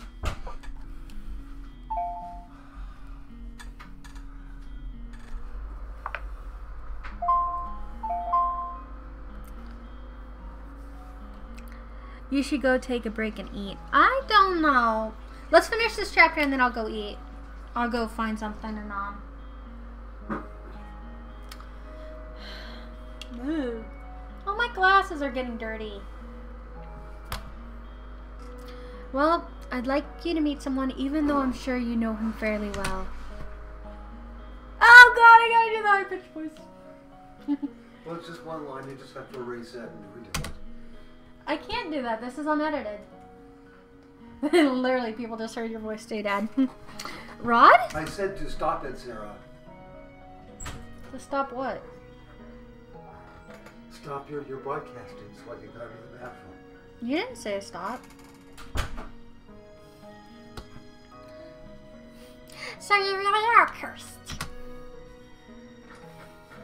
I'm the one who gave Shebby the rod, so he must have some way to voice his options.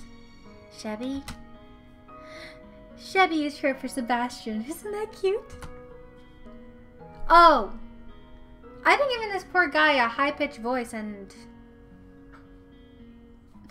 Shebby's the one who's supposed to have it.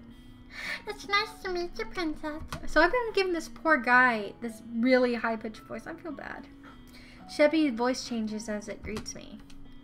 The tone is lower than when it speaks for Rod. Perhaps this is what Rod's voice actually sounds like. Oh, so I am talking for Shebby. Okay. Wait. If he remembers me, does that mean... The mermaid's curse. The mermaid's curse. What?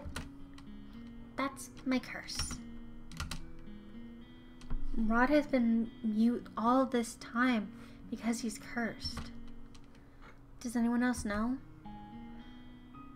Obviously. They're my family. Even the king? He knows as well. So I'm the only one you've never told. I didn't think you'd particularly carry their weight. He is not wrong. Yet, I cannot believe I did not know. I was left out once again.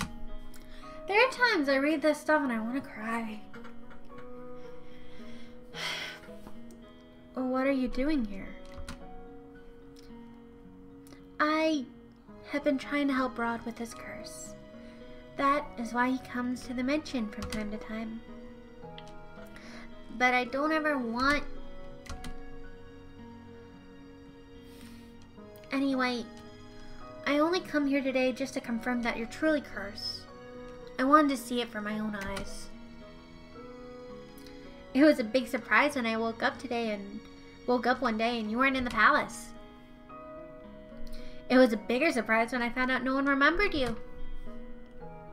It's been days since I was cursed. I wonder, how are things in the palace? Happier, livelier, happier. Happier? I've never seen my family happier than they are now. I'd say it's a good thing that you're not a princess anymore. I always thought Rod didn't really care about me regardless, but is this the truth?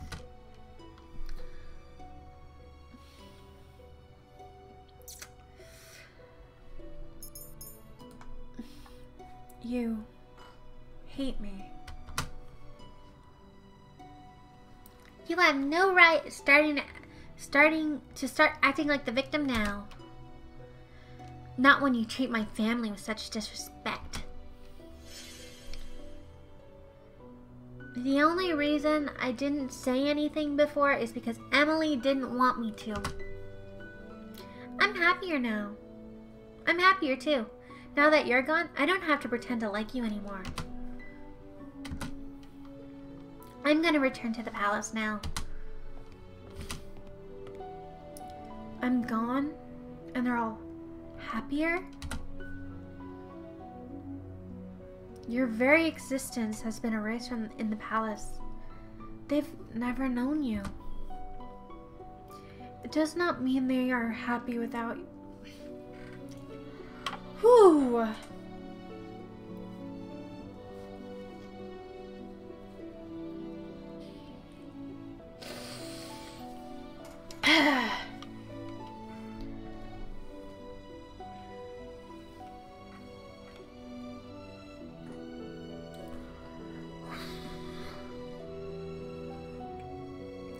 Sorry again, the teary eyes.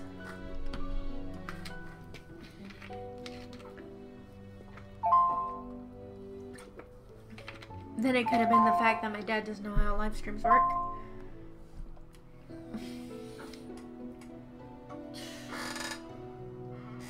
Then again, I need something to cover up the toilet flushing for when he does come in here. Then again, he was supposed to be gone all day. Not my fault. It does not mean they're happy without you.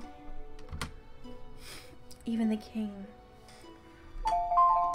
I am charging you. Do not say you're losing power. Are you overheating? No. Even the king? What did I expect? Why did you bring me here? The people in Minchin, I shouldn't have left you alone in there. I'm sorry. You knew how they felt about me. What have I ever done to them? Now, isn't the right time to explain? When will it be ever the right? Ah, god dang, I'm getting emotional and I'm getting all teary-eyed and I can't read. Fuck.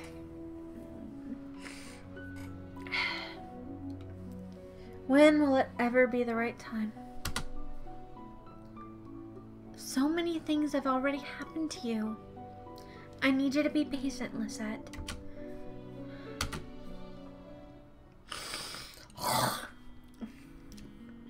Hackaloogie.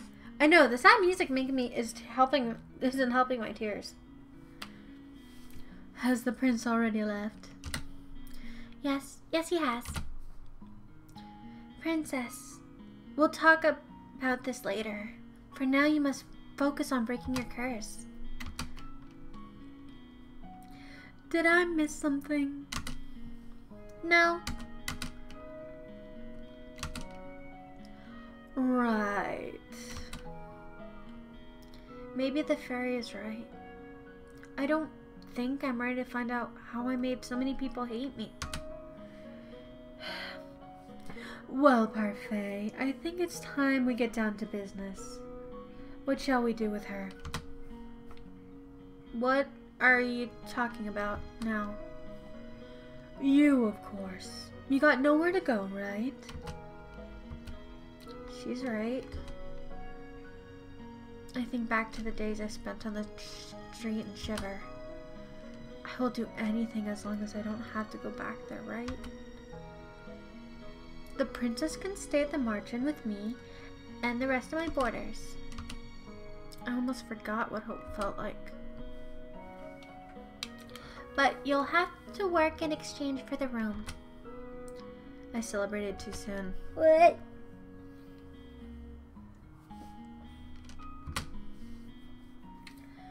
Magic has its limitations like anything else. Money doesn't appear out of thin air, not even for a fairy.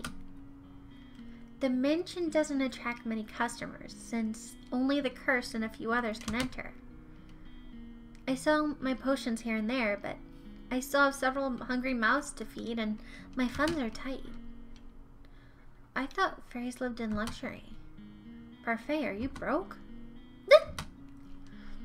Ouch. Even the Ice Princess can tell. And yet, you still take people in. That's always how Parfait operates. She's good-natured to a fault. I am told suffocating underneath my debt will be what kills me. Why don't you just leave? I assume you are able to make enough to take care of yourself. Leave everyone in need who's in need of help? I could never. And that, princess, is how goodness works. How goodness works. It's not as if I accept freeloaders. All my boarders help me run the mansion and do errands. The princess has never worked a day in her life. I doubt she'll be useful. If karma can be useful, anyone can. I have yet to see karma be anything but useless. Princess, you're more than welcome to stay if you're willing to help out. It's the least you can do in exchange for the roof over your head and 3 meals a day. Oh, and shoes. Do I even have a choice? I toss and turn, unable to fall asleep. And the mattress is hard, the sheets are itchy, and they're nothing at all like the bed I had in the palace. What I wouldn't give for my old bed again, for any of the comforts of home. I miss my dolls. Lady Parfait! Lady Parfait? I sit up immediately. What's going on? Leave my room to investigate. Some of the other mansion boarders, Waltz, Julian, Garland, all sitting at the settee, looking anxious. What happened? What's happening? Sorry, did we wake you? No, but the noise this Garland was making could have woken the dead. Julian and I found an injured man while we were doing our rounds. We brought him here. Injured man? Wait. What were you doing outside? It's almost 1 in the morning. Nothing you need to worry about. Lady Parfait and her niece are tending to the man right now. These people. Will they just help anyone they find on the streets? What if this man is dangerous? Do you think the witches got him? It's possible. We have to find out when he wakes up. Next day, Parfait reveals that the man not only suffered minor head injuries. She says she expects him to wake up soon. I look at the tray of food in my hands. A niece asked me to bring it to the stranger's room while she finishes the rest of her cooking. I could have never been asked to do this at the palace. Goodness! What's that poor tray done to you to deserve that look? I must say, it's odd to see the princess doing something nice for someone. What do you want? I have something to ask the man that was brought in last night.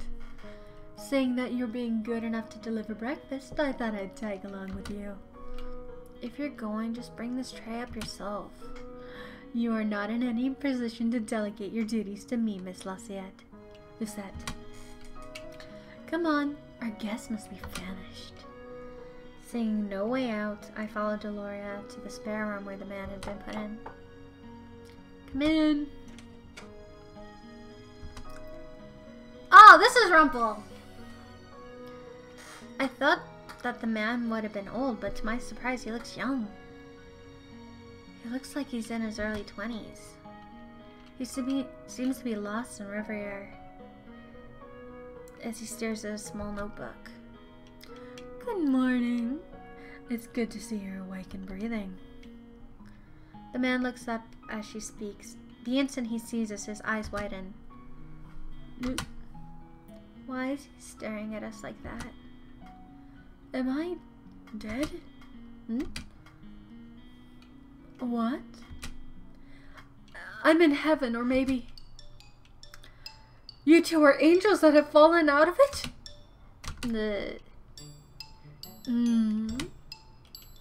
I see. What can a humble gentleman like myself do for you lovely ladies?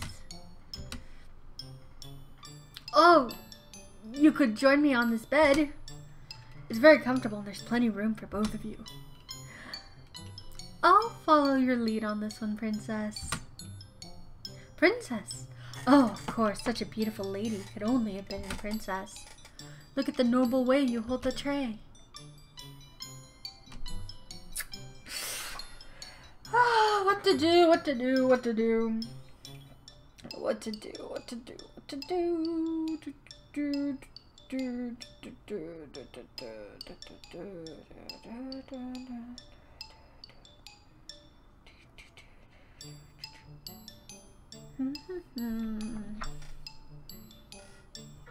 This is not like a normal Atomi. Oh, you dropped the coin. And that is heads.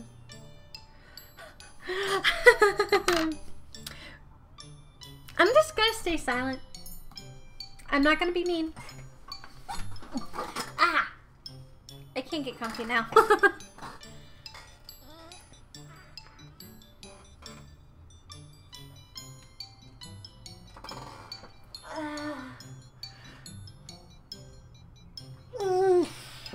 Sorry, needed to stretch.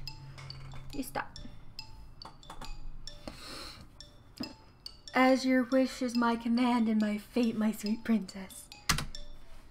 If you want, you can have him. I'll pass, thanks.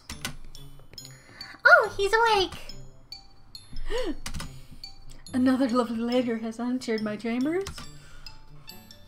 I don't think my heart can take perfection of the three of you at once. Does this not remind me of the guy that had green hair?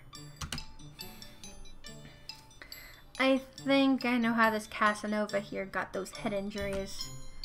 Some lady decided she had enough of his rubbish and decided to punish him.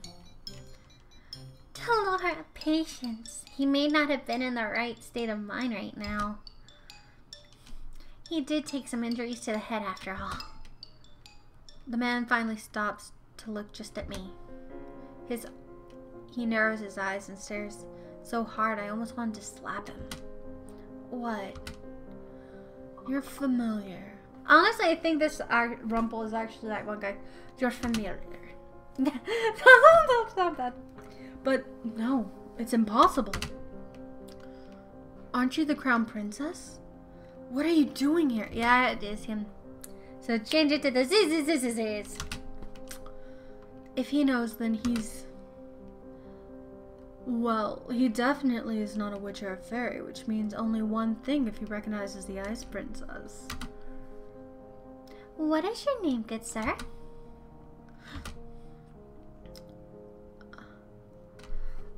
I would answer any questions you ask of me, madam, but... I don't remember. Huh? Amnesia? I know everything about Angel, but yet I don't know the first thing about myself. Except that I have the Rumpelstiltskin curse. Rumpelstiltskin? Is that a fairy tale? I knew it. He's got a fairy tale curse. A fairy tale curse? Do you remember how to break it?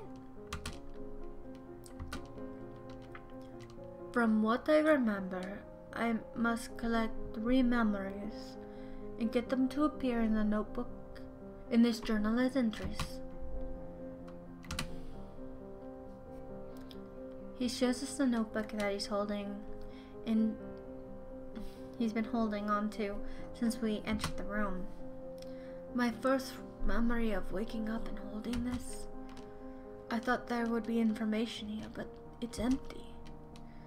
Another victim of the curse. You must be tired. The set will leave your breakfast here and we'll give you some time to yourself. We'll be outside if you need anything else. Rumpelstiltskin. What is that fairy tale about? Delora does not do a good job of hiding her laughter. She snorts and I cross my arms, embarrassed. Mother burned the fairy tale books in the palace before I had a chance to read them all. Fine, fine, I'll keep it short. Once upon a time, there was a girl who was said to be able to spin straw into gold. The king had found her and locked her in the tower. He said he wouldn't let her out until she spun all the straw from the room into gold. But the girl was a regular human girl. She knew she would never be able to turn the straw into gold and feared that she'll be locked up forever. That was when an odd little man appeared before her and offered to do the job for her if she gave him something in return. The girl gave him his necklace and he spent the night spinning the straw into gold. However, the girl wasn't released. The second night she was given more straw to spin and the little man appeared once more. This time he gave her her ring. The third night the king ordered her to spin straw one last time, and if she did, she'd be released and be his queen. However, that night the girl had nothing to give the little man, so they made an agreement. He'd spin into the straw into girl for him as long as she'd give him her first child. I personally never understood why a girl would want to marry the king in the first place. Hush! I'm trying to tell a story here. Hey, I have the same problem, Delora. Years passed and the queen finally gave birth to her first child. That night the odd little man appeared and demanded his due, but the queen did not want to give up her child. The man then said that he wouldn't take the child if the queen was able to guess his name in 3 days. The man's name was Rumpelstiltskin. Did she guess it? Oh yeah, the night before she was finally up, the queen drove into the forest by the sound of a little voice. She saw the little man celebrating his upcoming victory, singing how no one had or ever will guess his real name, which is Rumpelstiltskin. He doesn't sound particularly smart. So agrees the general populace. Sometimes I wonder how Hans came up with such tall tales. Well, the mansion is opening soon. I expect another busy day. Oh, yeah, again, I mix up the names and the stories and the voices, and no wonder some people, when they record, they only do one character at a time. I just smacked myself in the face with my ponytail. That hurt. Maybe I should cut my hair. It's getting too long.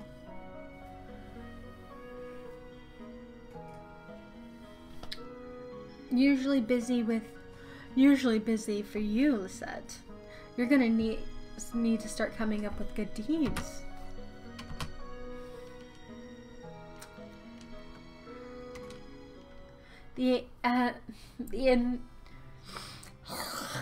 I am like that.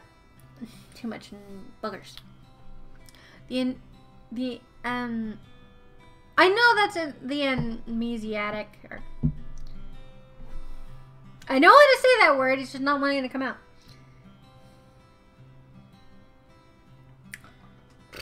Maybe I should get something to eat soon. What will I make though? Make ramen? Yeah, I could make some ramen. Let's see, I have, today's the 22nd. 3 more, pretty much have a week left. I got chicken in the freezer. Technically I have like stuff. If I had potatoes I could make shepherd's pie, but I can't.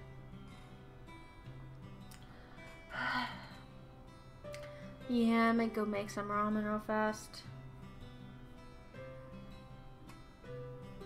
The anemia, not asthmatic, asthmesiac. Why does that word sound so weird with my voice? Amnesiac Casanova is allowed to stay at the mansion with the other boarders.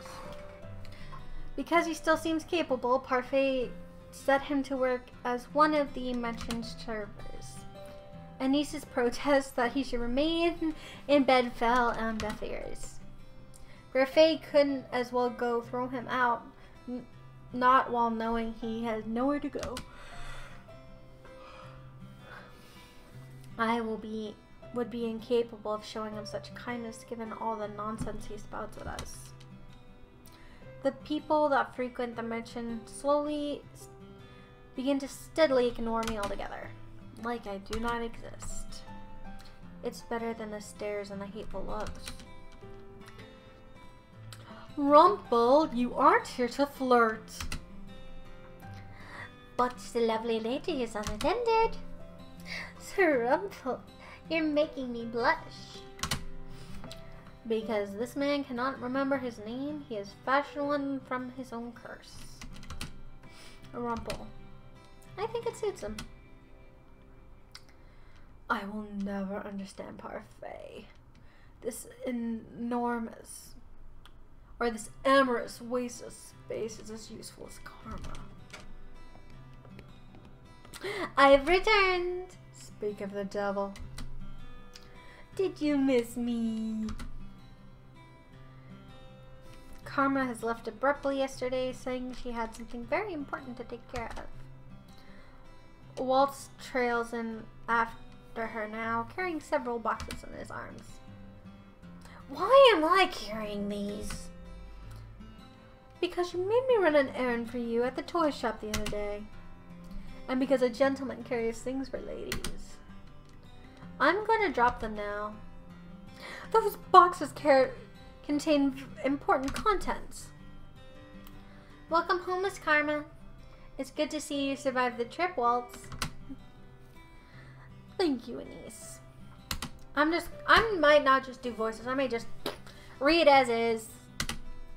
Let you guys create their own voices. Oh, so this is our new housemate. We have not had the opportunity to meet. I am. Ah, the artwork. We are surprised when Rumple suddenly reaches out to grab Karma's hand. My life before this moment has been so depressing monochrome. Now that you have entered my bleak existence, I see everything in beautiful blazing color. And nothing has shown more vividly than you. I love the done face she's making. Just so done with this BS.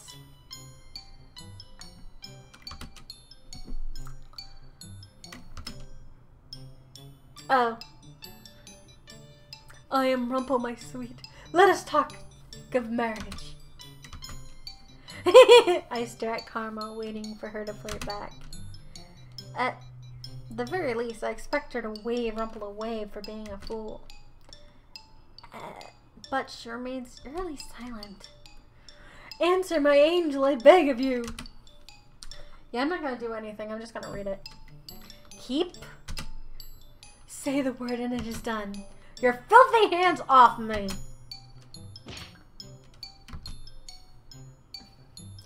Oh. Not again. I would never be interested in the likes of you. Go on, lad. Give him a good beating. Just like the one you gave me. My queen, there's no need for the violence. What did you call me? Please calm down. Rumple is still recovering. What's going on? Karma is a man and doesn't take kindly to being flirted with or proposed to. She is a man? But your voice, your face, your breasts. Ow. That's what you're focusing on? That's what you're focusing on? Pervert. Yeah, I will do the voices. Fuck it. Just occasionally. I worship all aspects of the female form, but my particular favorite has always been... Oh. Do yourself a favor and shut up. I would have never known, but why is he like this? Why would he do this? Again, my tablet's blacked out. I should like turn off the analog or something. No.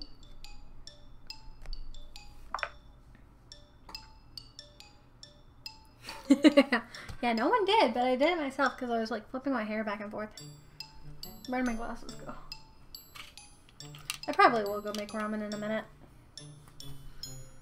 Then again, I will focus, if I'm like stuck in a game or anything, I will forget about eating for a while.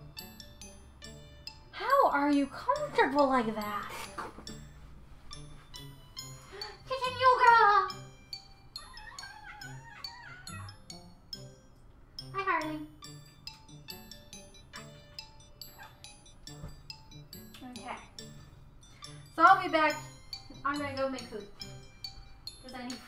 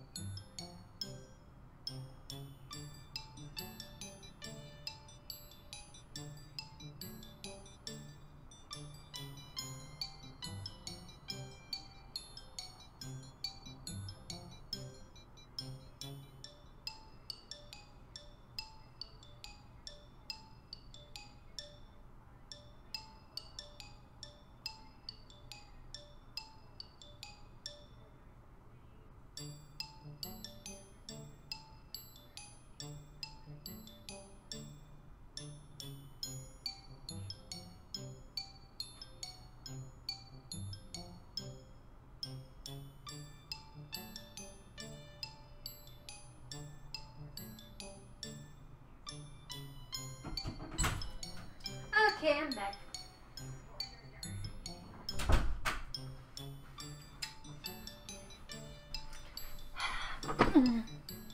I've got some ramen that I can eat and peanut butter to snack on. So I have protein.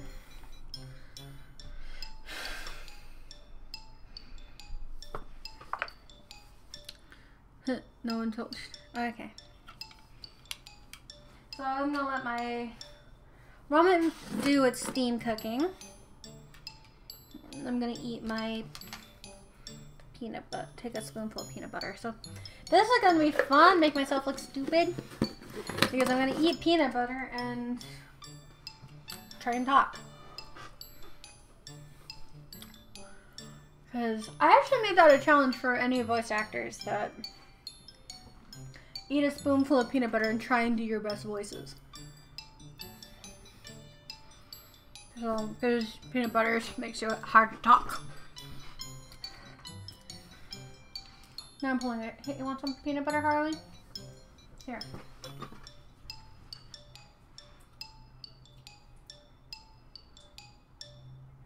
I know Belly will eat this.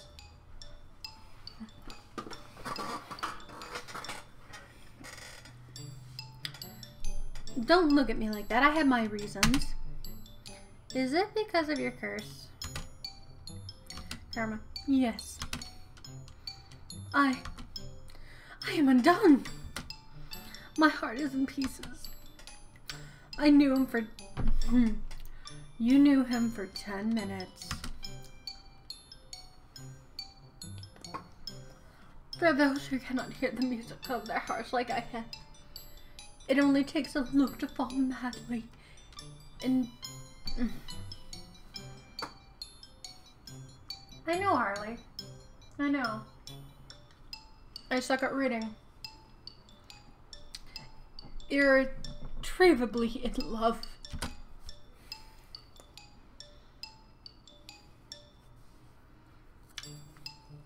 I must leave. My heart needs time to heal.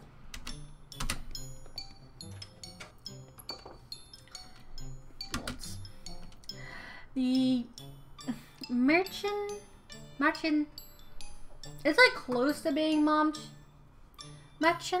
which is man in German. But it's Mädchen. The Mädchen attracts all sorts, doesn't it? That one is entirely Parfait's fault. Alright, nothing to see here, back to work. I'm hoping I'm doing the route right. Because it's like, this isn't how most Otome games I play go. Ow. There are times I hate how this dusk is made, but I like it too, so.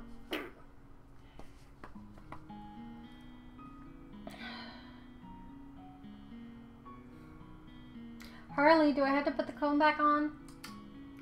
No, please. Okay. I am still in shock from what I learned earlier. Karma? A man? It's not like he's so... It's not fair that he's so beautiful as a woman. If the female population of a jail knew the truth, Karma would be hunted down for making the rest of us pale in comparison. A niece being good? I suppose... Prepared a special lunch to welcome the newest marching boarders. We have all been invited to a private dining room. Excuse me, Professor. Prince Rad, good timing.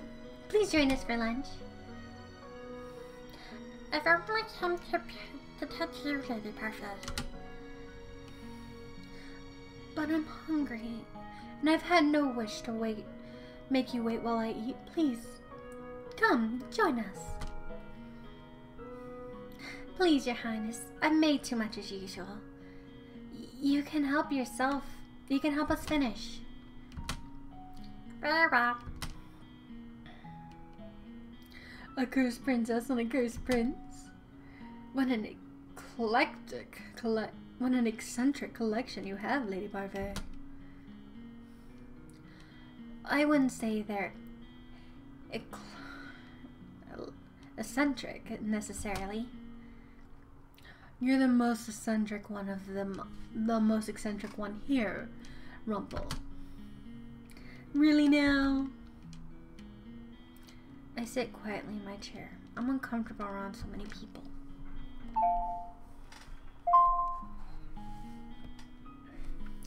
Even when Mother was alive, I had all my meals alone since my parents were always too busy to sit down for meals with me. Meals with Ophelia and her children were always awkward and silent. Somehow the atmosphere here is more lively and friendly, even though I barely know anyone here. Is something wrong? Excuse me? You barely touched your food. Don't you like it? Dolores said it was one of your favorites, but I'm just not used to eating with company, that's all.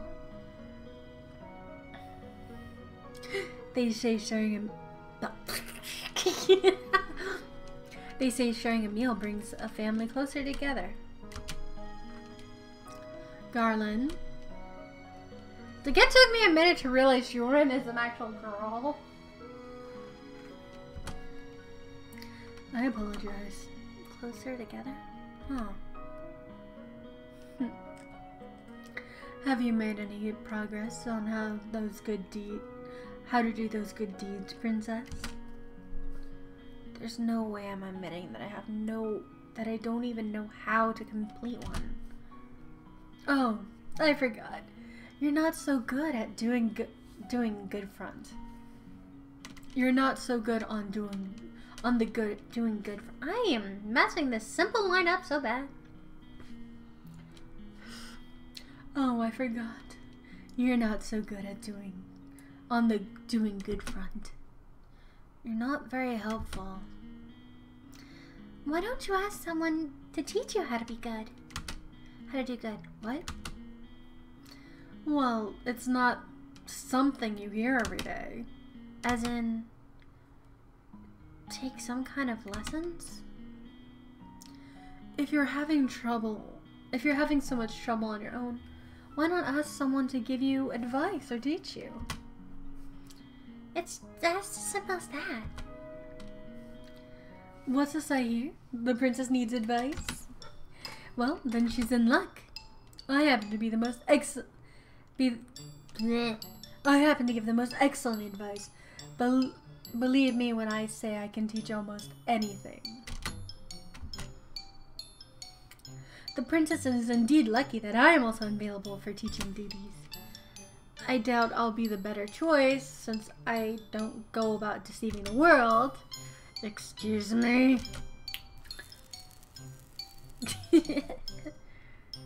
Yoda's hands are kind of manly, not feminine. From the one-sided flirting to bitter enemies, all in the span of a few hours. The man broke my heart. Anyway, I'd also be happy to help you in any way I can, Princess. And I'm sure your stepbrother would be happy to help as well. I don't think I'd make a good teacher for this sort of thing. I only teach others to fight. Never mind the fact that Julian herself still struggles to be good. What? You're lucky, aren't you? So many people are willing to help you. Why? Why are you all willing to help me? Because that's what we do in Marchen. We help each other. Lesson number 1. Doing good means helping whenever one can. Or, lesson number 1. Doing good means helping whenever one can.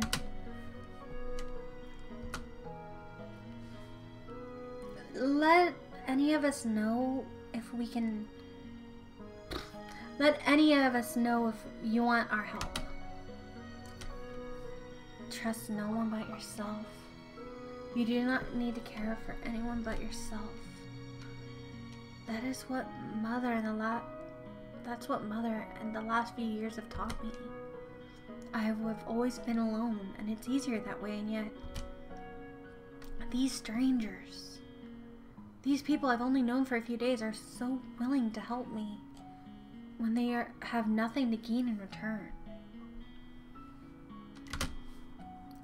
Is this the goodness I was meant to see, Father? How can I even begin to trust and care for others when I have forgotten how to do so? I am slowly beginning to understand what I must do. Is this finally chapter 2? Yay! Chapter 2! I'm gonna eat. Wait, is this... Are you ready yet? Not yet. Needs a few more minutes of steeping. I'm weird. I let my noodles like really soft, so I let them soak in the broth, and a lot of the times the broth is gone by the time I eat, so we don't hurry. So I'm eating peanut butter. Chocolate. You're just peanut butter, not chocolate. Oh, I kind of want chocolate peanut butter now. To be broken, starving.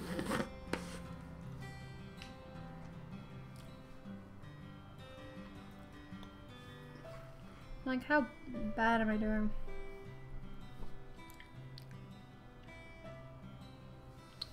I don't see why this is necessary.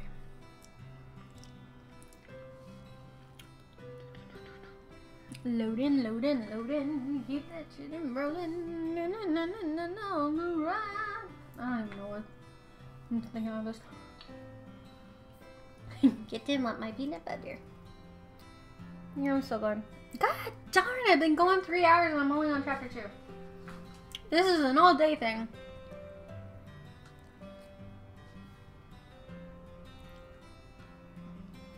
Yeah.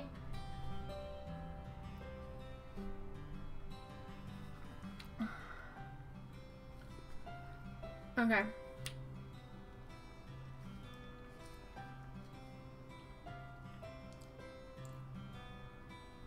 I wish I had someone to read with me, but oh well.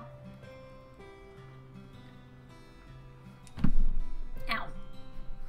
Of course this is necessary, Princess. You work to show you can be useful. For the last half hour, Parfait and Delora have been debating on what chores they want to give me. I cannot believe they're seriously going to make me work like a commoner.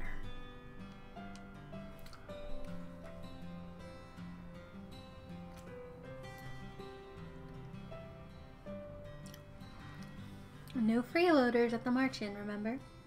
And you can't pull the princess card anymore now that you're a homeless peasant. Being demoted from a homeless peasant is not my fault. If you really think about it, it's kind of me to demote you. Stop teasing her, Delora. Lisette has had a lot thrown at her already.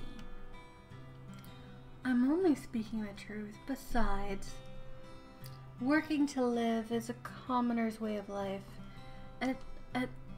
but it's at least rewarding. But if you do nothing, you get nothing. No food, no clothes, no bed.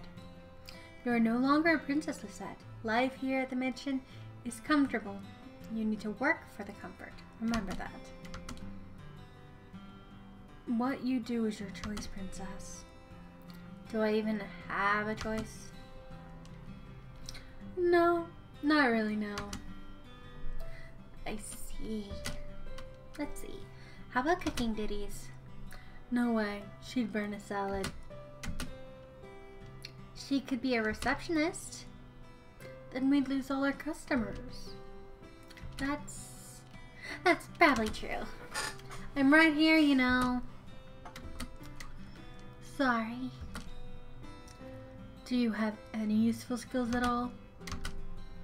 As a princess, I had servants who did everything for me. They cleaned my room, they helped me dress.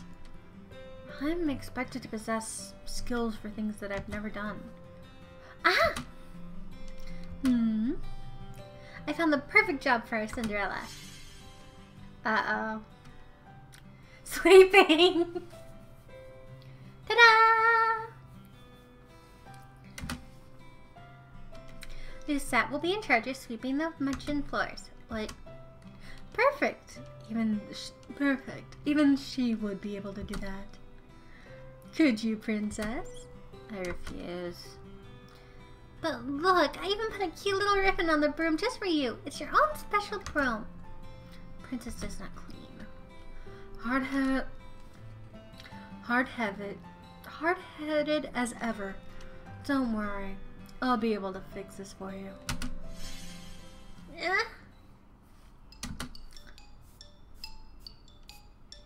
Suddenly the broom flies into my hands. I am helpless along with the thing that begins to sweep the floors. I try to pull my hands away, but they may as well be glued to the broom. They do not budge. What have you done? You should be thanking you. I'm helping you with your duties. Delora, isn't this a little too much? Oh, nonsense. The princess is learning useful new skills. Mr. Broom will teach her everything she needs to know. If the floor is dirty, Mr. Broom will come to life and start sweeping, and not stop until the floors are spotless. What? Come on, Parfait. We have time for a cup of tea. But she'll be fine. A little sweeping has never killed anyone. You are dreadful! Enjoy your time with Mr. Broom. And a burp again. I keep burping. I don't know why. Wait! Did they really just leave? Am I the only one who gets dizzy with this?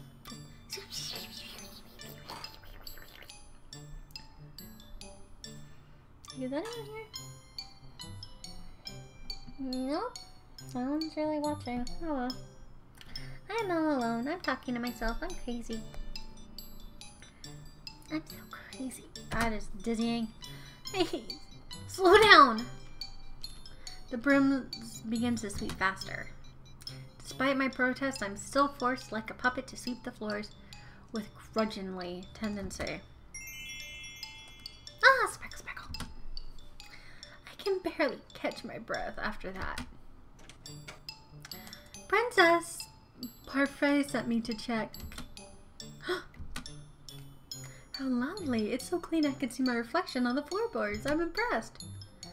Don't even think about stepping into this room with your dirty shoes. Goodness, I didn't know princesses could be such terrifying creatures.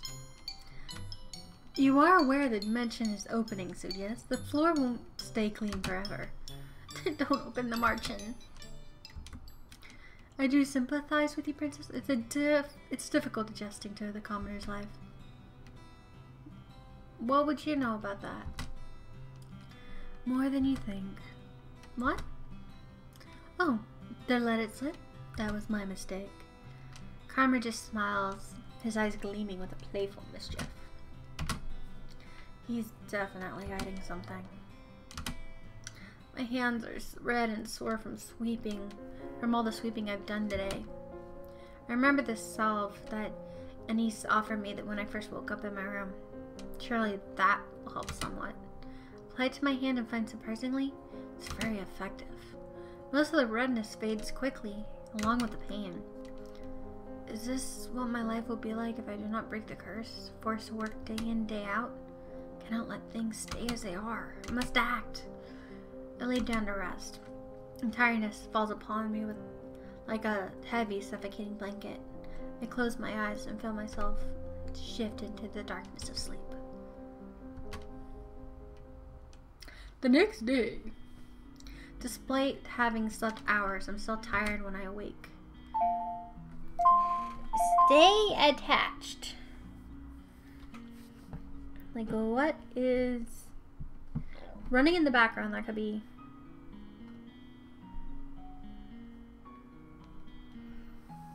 I glance back at my hand to remember the salve's effectiveness. Whatever Nice gave me really works. I should ask her to make me some more. I feel like this is not the last time I will need it. I must act quickly.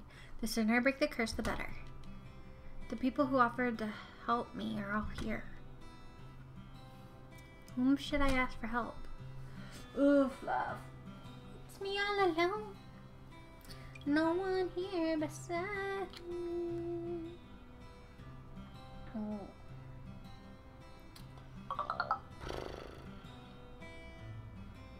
Phones, please stop telling me these. I think I'll ask Rod. I'm trying to do Rod first, so let's try and get Rod. Rod came to the mansion today to discuss something with Parfait. This is the third time he's visited the tavern since I've been here. I wonder what he discusses with Parfait. Rod's eyebrows furrows as soon as he sees me entering the room. Oh, it seems like the princess has something she'd like to speak with you about, Prince Rod. She probably already knows why I'm here. Thank you, Prince Rod, for telling me all this. I shall leave you with the princess now.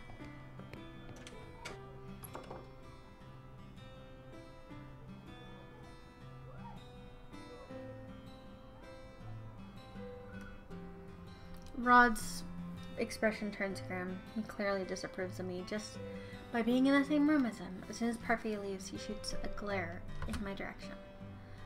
What do you want? I'm sorry. All I have done is enter a room and he's already angry. I'm still not used to being treated like this by him. I'm here to ask you about goodness. You're asking the wrong person, Lisette. Did I make the right choice in choosing to come to him? I do not intend to help you break your curse, no matter what Lady Parfait says. Pardon? Emily and my mother tried to be kind to you many times, but you always respond with disrespect and cruelty. Cruelty? You think I've been cruel to them? How else would you describe your behavior? Why am I suddenly the one at fault? Their coming into the palace made my life miserable. I'm the victim here, not them. Others may think you're capable of goodness, but I severely doubt it. I do not wish to work with you, so do not come to me for help. Excuse me. He turns around and walks away, leaving me to stand alone in the room, even angrier than I was before. How dare he treat me like this? I grab his arm, pull him around so he's facing me. I refuse to let him belittle me like this, especially when I am making the conscious effort to change. What if I can help you break your curse? Would you help me then? Rod fixes an icy glare as he pulls away. I do not intend to break my curse. What? He shoots me one last glare before leaving the march in, leaving me to stand there confused. If he does not intend to break his curse, then why is he even here? I stare in horror at the floor. Gravel and sand is embedded in the floorboards. The wood beneath my feet is covered in a thick muck. The broom! It's like so freaking cute. Oh no. Oh god, I want to make this a cosplay now. Oh no. Stop! Stop! I never thought I'd see this. The princess is actually sleeping. It's more like the broom is sweeping and the princess is just along for the ride. Lady Parfait, your orders arrived. Where should I put them? In the back, please. Thank you. I glare a glance as he begins to move. You dirtying the floor. Sorry. He dashes with his long steps, attempt to leave as few footprints as possible. This is Dolores' doing, isn't it? Isn't it obvious? It's the witch having fun written all over it. I need water. Wow, completely spotless. You're the worst. Oh, don't be mad at the broom, princess. It's only trying to help. It's doing nothing but making my life miserable. Lady Parfait, I must speak with you.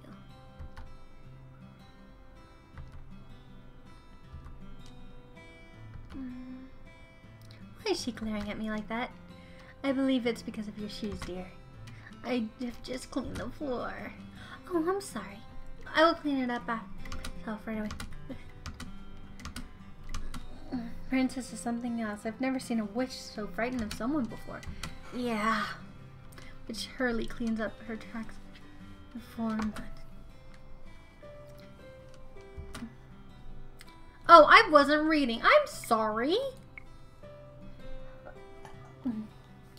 Even though Parfait says that Delora and the Switch are good, I do not trust her judgment. Especially when she considers especially not when she considers Delora, who would ruin my life, a good person. I put the broom back on its resting place before double checking my work. Now that I'm done, I can continue to work on breaking my curse. Whom shall I ask for today? Rod said no. I don't. This isn't easy. Let's go with Karma, I guess. I find Karma sitting at one of the tables looking at the window. You're being quiet today. What a rare sight. Oh, Princess. Would you be so surprised? Why are you so surprised to see me? Because it's an honor every day you visit me. Have you come for my advice? I want you to tell me how to do a good deed. My, so straightforward. What is he talking about? It's really simple. You just do something without strings attached. No strings attached? Yes, you do something for someone without asking for them to pay you back. That is hard to wrap my head around, doing such a good thing. Why would I do something like that without needing to? Have you done something like that for someone before?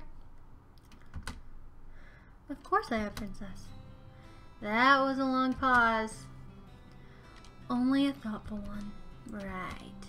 Is that all? I believe so. A tidbit of wisdom sought to serve you well. Just do something for someone without any... A month has passed and I have yet to complete even one good deed. Not for a lack of trying, though. I've been asking around for advice on how to be a good person, but received various answers. What makes someone good? I'd say being selfless. I think it's important to consider the other person's feelings. Patience. The ability to soothe even the most broken of hearts. Forget I asked. Bravery. Loyalty. You must be beautiful both inside and out. Right? Why do I feel like Karma has a beast curse? He can't become a boy again until he finds beauty inside and out. This is just me guessing on these curses. Because honestly, I didn't really read too much into the storylines. So we're finding out together. Must I be all of those things in order to be good? According to Parfait, I cannot just pretend. It needs to come from my heart. I place my hand on my chest and consider the steady pulse of my heartbeat.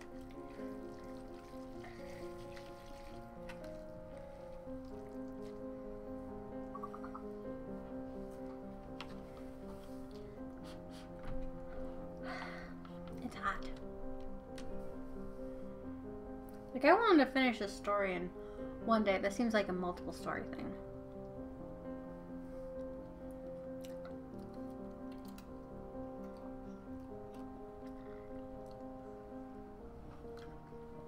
I feel like I should have like a technical difficulties banner to be there for when I do this.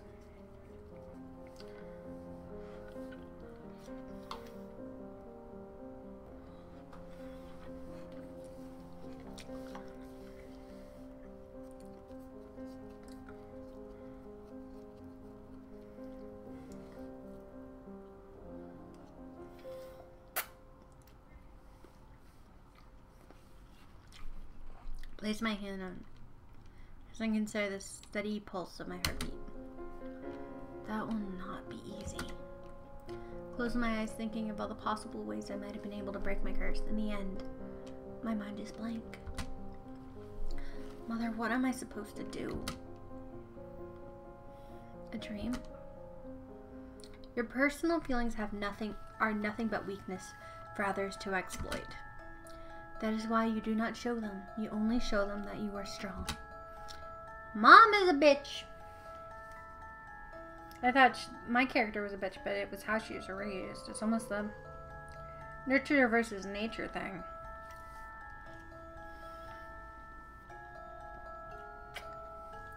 Yes, Mother. You must not let false kindness deceive you. People use niceties to trick people into exploiting your weak emotions. But you can trust me, Lisette. I will never hurt you. I will never lie to you. I am all you need. Mom has no, it's not Munchausen's. What is it? Mom has a very possessive though.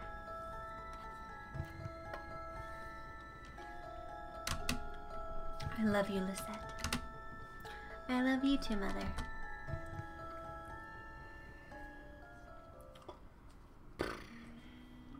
How are those lessons of yours going? I hope no one's giving you a difficult time. I'm the only one having a difficult time. Have you tried pairing up with someone? Pairing up? Some people in the tavern pair up to assist each other. Two heads are better than one, they say. That new almost went down my throat. Wow. Not a bad idea. The problem is with her.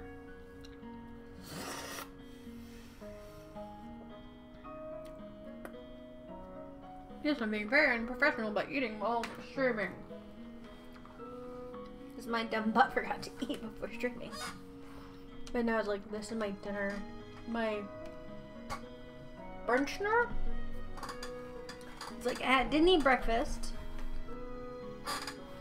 And it's like lunch, dinner time, so that's my dad's gonna grab food. Which I'd be lucky if he did. But my dad is very weird with, like, when he wants to go eat that out.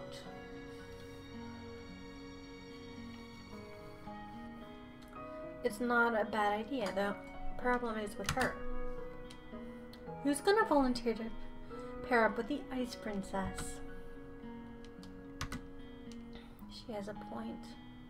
People may not glare at me anymore, but does not escape me that I'm still disliked. Most of the boarders of the mansion offered to help her, remember? And I haven't heard any of them retract their offers.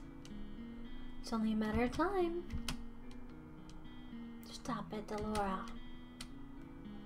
It's your choice, Princess. Pairing up is only a suggestion. Would pairing up with someone really help me break my curse? What if they end up being an annoyance instead? Princess? Excuse me, Princess? I'm sorry for disturbing you, but you seem to be staring at your tray and the customer is waiting for his order. Of course. Delora has me helping in this today. The merchant is unexpectedly busy and they cannot keep up with all the customers. Stop daydreaming, Lisette. The food won't deliver itself. I don't need you to tell me that.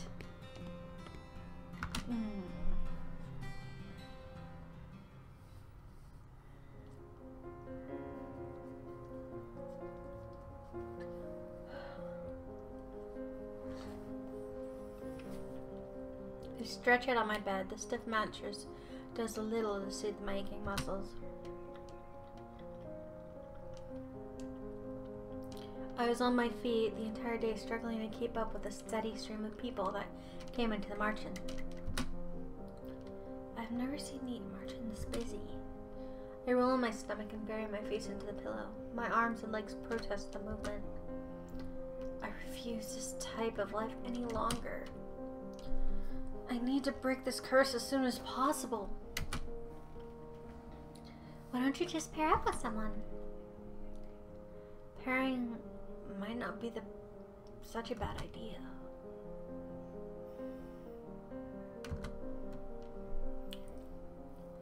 Oh, now I get to pick.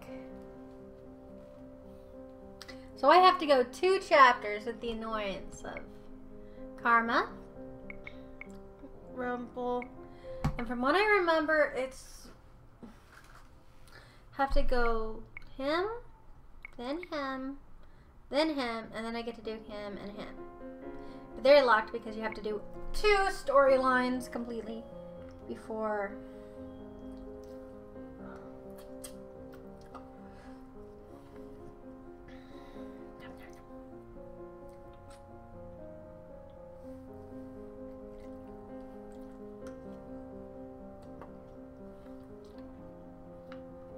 And normally I would go off my own personal choice, but I'm going by the storyline, so supposedly it's Rod, then Rumple, Karma.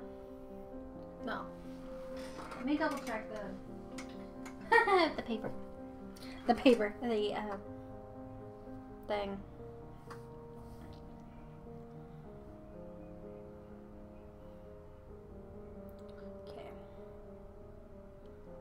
Rod, Karma, Rumple, Fitz, and then Waltz. So, then him, then him, then him, then him. So you have to end with Waltz. They can only be unlocked at the game when you complete 2 of 3 routes. So I have to do at least 2, so I'm going to start with Rod.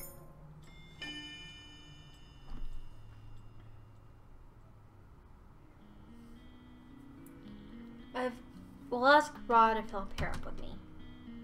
I know we do not have a good relationship. Rod spared no effort in telling me how cruel I have been to his family.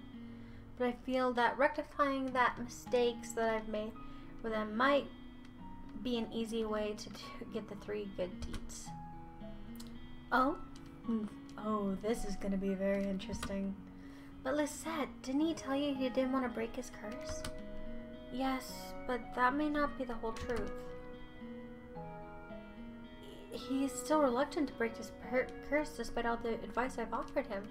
Perhaps you'll be able to encourage him where I cannot? I do not care if he does not want to break his curse. I only need him to help me remedy those supposedly bad things that I've done to his family. I believe that's the easiest way to break my curse. The only problem is I rarely see him here. He's usually at the palace. In order for this arrangement to work, I need to be able to be in the palace. I for one think this is a terrible idea, but if... Nope. Don't care. Why is my phone... It's like... I'm not doing anything. I'm left alone. I decide to stream. Oh, I'm the most popular person in the world.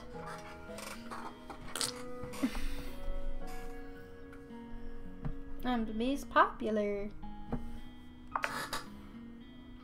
I'm sorry if my chair squeaks. My chair is really...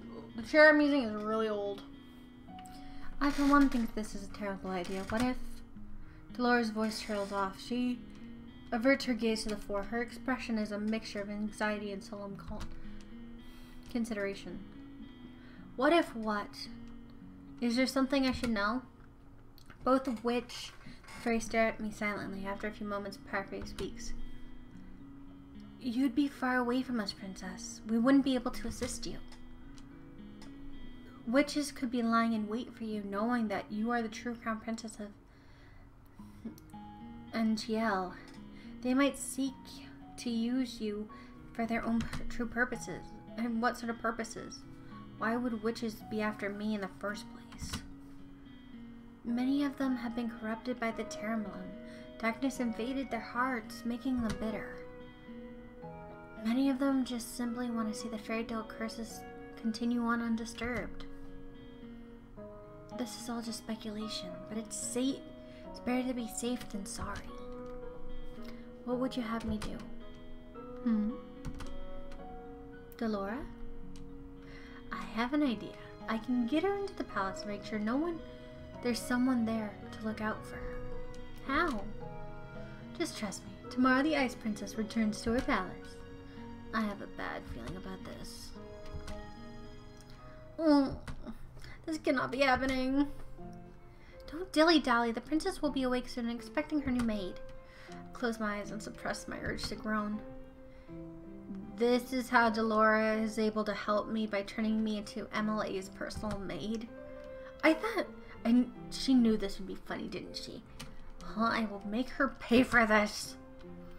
I don't expect you to be late again. We have strict rules about how the palace staff should behave. I'm not exactly sure how Delora managed it, but she told me she's going to cast a spell on me. And that it will all be as soon as I open my eyes. I close my eyes, and sure enough, I open them, and myself in a maid uniform. What did she do? The maid continued to babble at me. This is annoying. I pretended to listen to her as she led me through the palace halls. Emily and Rod's chambers are located here. Oh? We came to a halt as Emily suddenly appeared from around the corner. Your Highness. Emily's eyes met mine. I tense as I wait for any signs of recognition from her. She only gave me a curious look as if wondering who I am. She clearly does not recognize me. The maid suddenly reaches back and pulls me, forcing me into a bow. You are in front of the crown princess of Angiel. Show some respect, girl. My apologies, Your Highness. She's new and clearly needs to be taught some manners. Excuse me. Oh, please, there's no need for that. Was she trying to achieve by playing nice with the maid? Who's she trying to fool? Your Highness, this is your new personal maid. Emily glances at the maid, looking confused. Why do I need a personal maid? It's by the king's orders, Princess. Emily turns to look at me again. What's your name? She's talking to you, girl. Oh. I'm supposed to be reading. I scowl at the maid before facing Emily. I cannot believe I've actually fallen so low to be ordered around by a maid. Lisette. Nice to meet you, Lisette. I hope we can get along. When I do not respond, Lisette face falls. I was just heading to breakfast with my family. Of course, Lisette will escort you to the dining hall. I raised my eyebrows at the maid, irritated. There's no need for concern. I can get there on my own. I breathe a sigh of relief. I am not here to babysit her. The maid leans forward and whispers something in my ear. I do not know how you landed this position, but you owe the royal family your diligence and respect. If you continue to show disrespect, I will have a word with the king. The maid pushes me forward, so I am forced to stand next to Emily. She will escort you to the dining hall, Your Highness. Her job requires that she follow you everywhere in case you require assistance with anything. But it's almost time for breakfast, Princess Emily. Emily frowns and looks at me. I'm so sorry. What's she apologizing for? Good morning. Good morning. It seems you've met your personal maid. The king eyes widen as he spots me. You look familiar. Does he recognize me? I feel a little trouble in my heart as I consider that hope. Oh, aren't you not the girl who came to the gates before? I deflated in a soundless sigh. He remembers me as a peasant. This is the first time meeting you as Emily's personal maid. What is your name? Lisette. That is a lovely name. I'm glad to have you. We are glad to have you here, Lisette. The king gives me a warm smile. His softness of gaze makes me angry. He never treated me so kindly when he remembered me as his own daughter. Emily takes her seat while I walk to stand the walls beside the other maids and butlers. The door opens and Rod walks inside. He greets the king, Ophelia, and then his sister. He is about to take his seat when his eyes fall on me. The shock is apparent on his face. Rod, is something wrong? I see there's a new maid on staff. His tone was almost accusatory. I bristle at his words and I'm about to say something when Ophelia speaks. She is Emily's new personal maid, Lisette. Rod stares at me for a few moments, his expression unreadable. Eventually, he moves to take a seat. I stand in silence and watch the royal family eat their breakfast. A small area filled with happy conversation. The four of them smile at each other as they speak. It's easy to see how comfortable they are with one another. When I was here, our meals were always so quiet. But now, everyone looks so happy. I bite my lip to will the heavy feeling away. Rod told me that before. I did not want to believe him. I turned my back to the conversation at hand. We have something very important to discuss with you, Emily. Oh? I have brought this up before, but the matter is more pressing. Is this about... Yes, this is about the ball. Ophelia gives the king a disapproving look. Dear. I know what seems to be a strange position, but it's a royal tradition, Emily, is at the suitable marrying age, and the ball will help her find a suitor. But a husband. Emily's cheeks are tinted pink. A royal ball for Emily?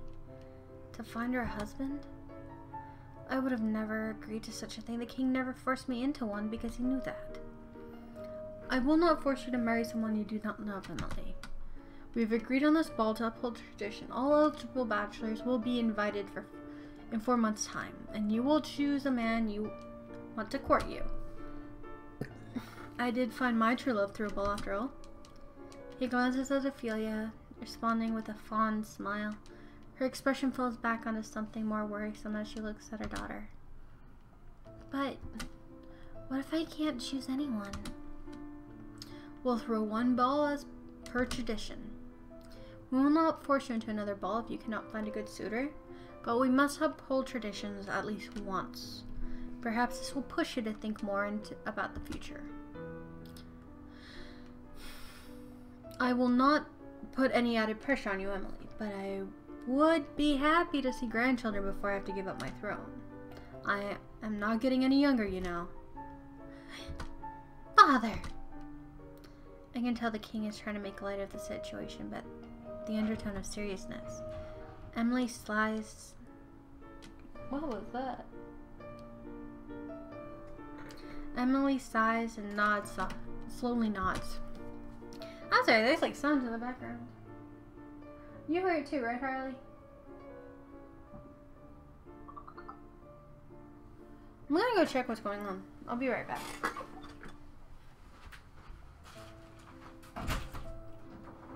You okay, Dad?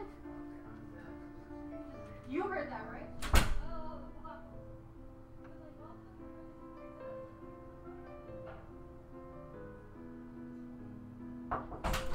Okay, and I'm back. I heard you. Here, why don't you be my co-host?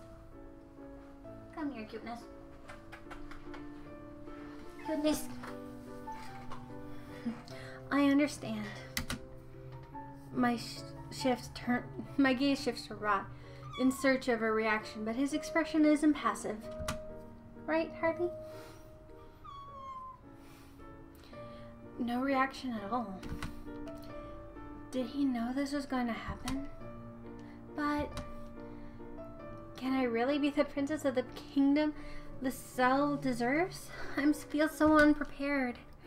You are the crown princess of Livestream. You must be confident. Emily looks down, looking genuinely distressed. I'm finished. May I be excused?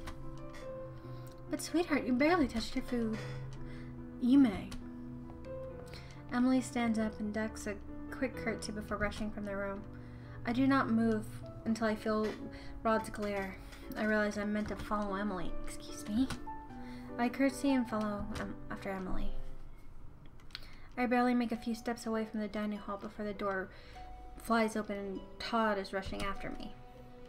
What are you doing here? What are you doing here? I gotta remember, I gave him a high-pitched one. So, which one shall I do since no one's really watching and no one gives a fluff? Get my coin, and flip it. head switches, answer him. I am here to break my curse. You expect me to believe that when you had people offering to help you at the march-in? I will apologize now. I will not do the voices all the time. Sometimes my throat hurts, so I probably will stop halfway through because these stories do get long. Like, I'll probably save if I want to continue reading on my own.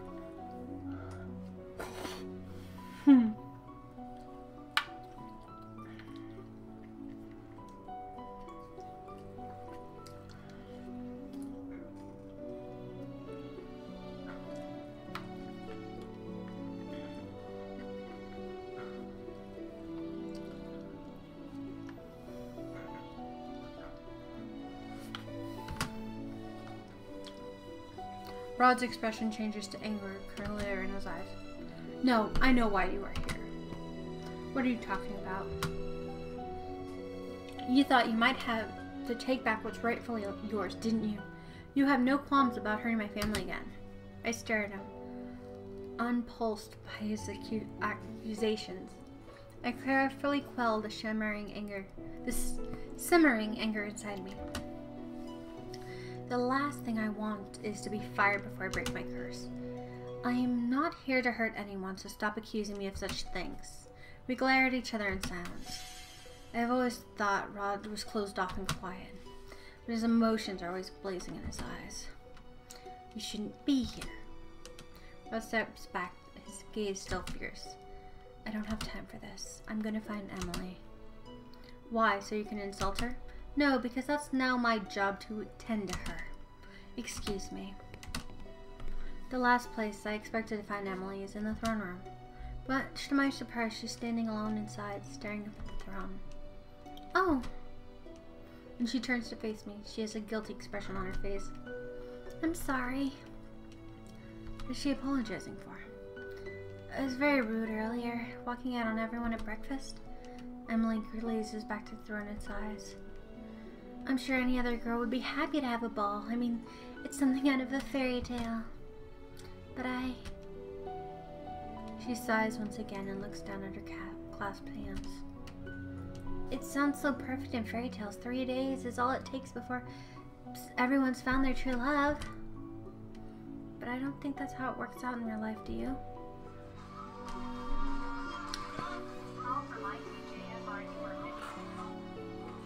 Oh my god. Hey bro, what's up?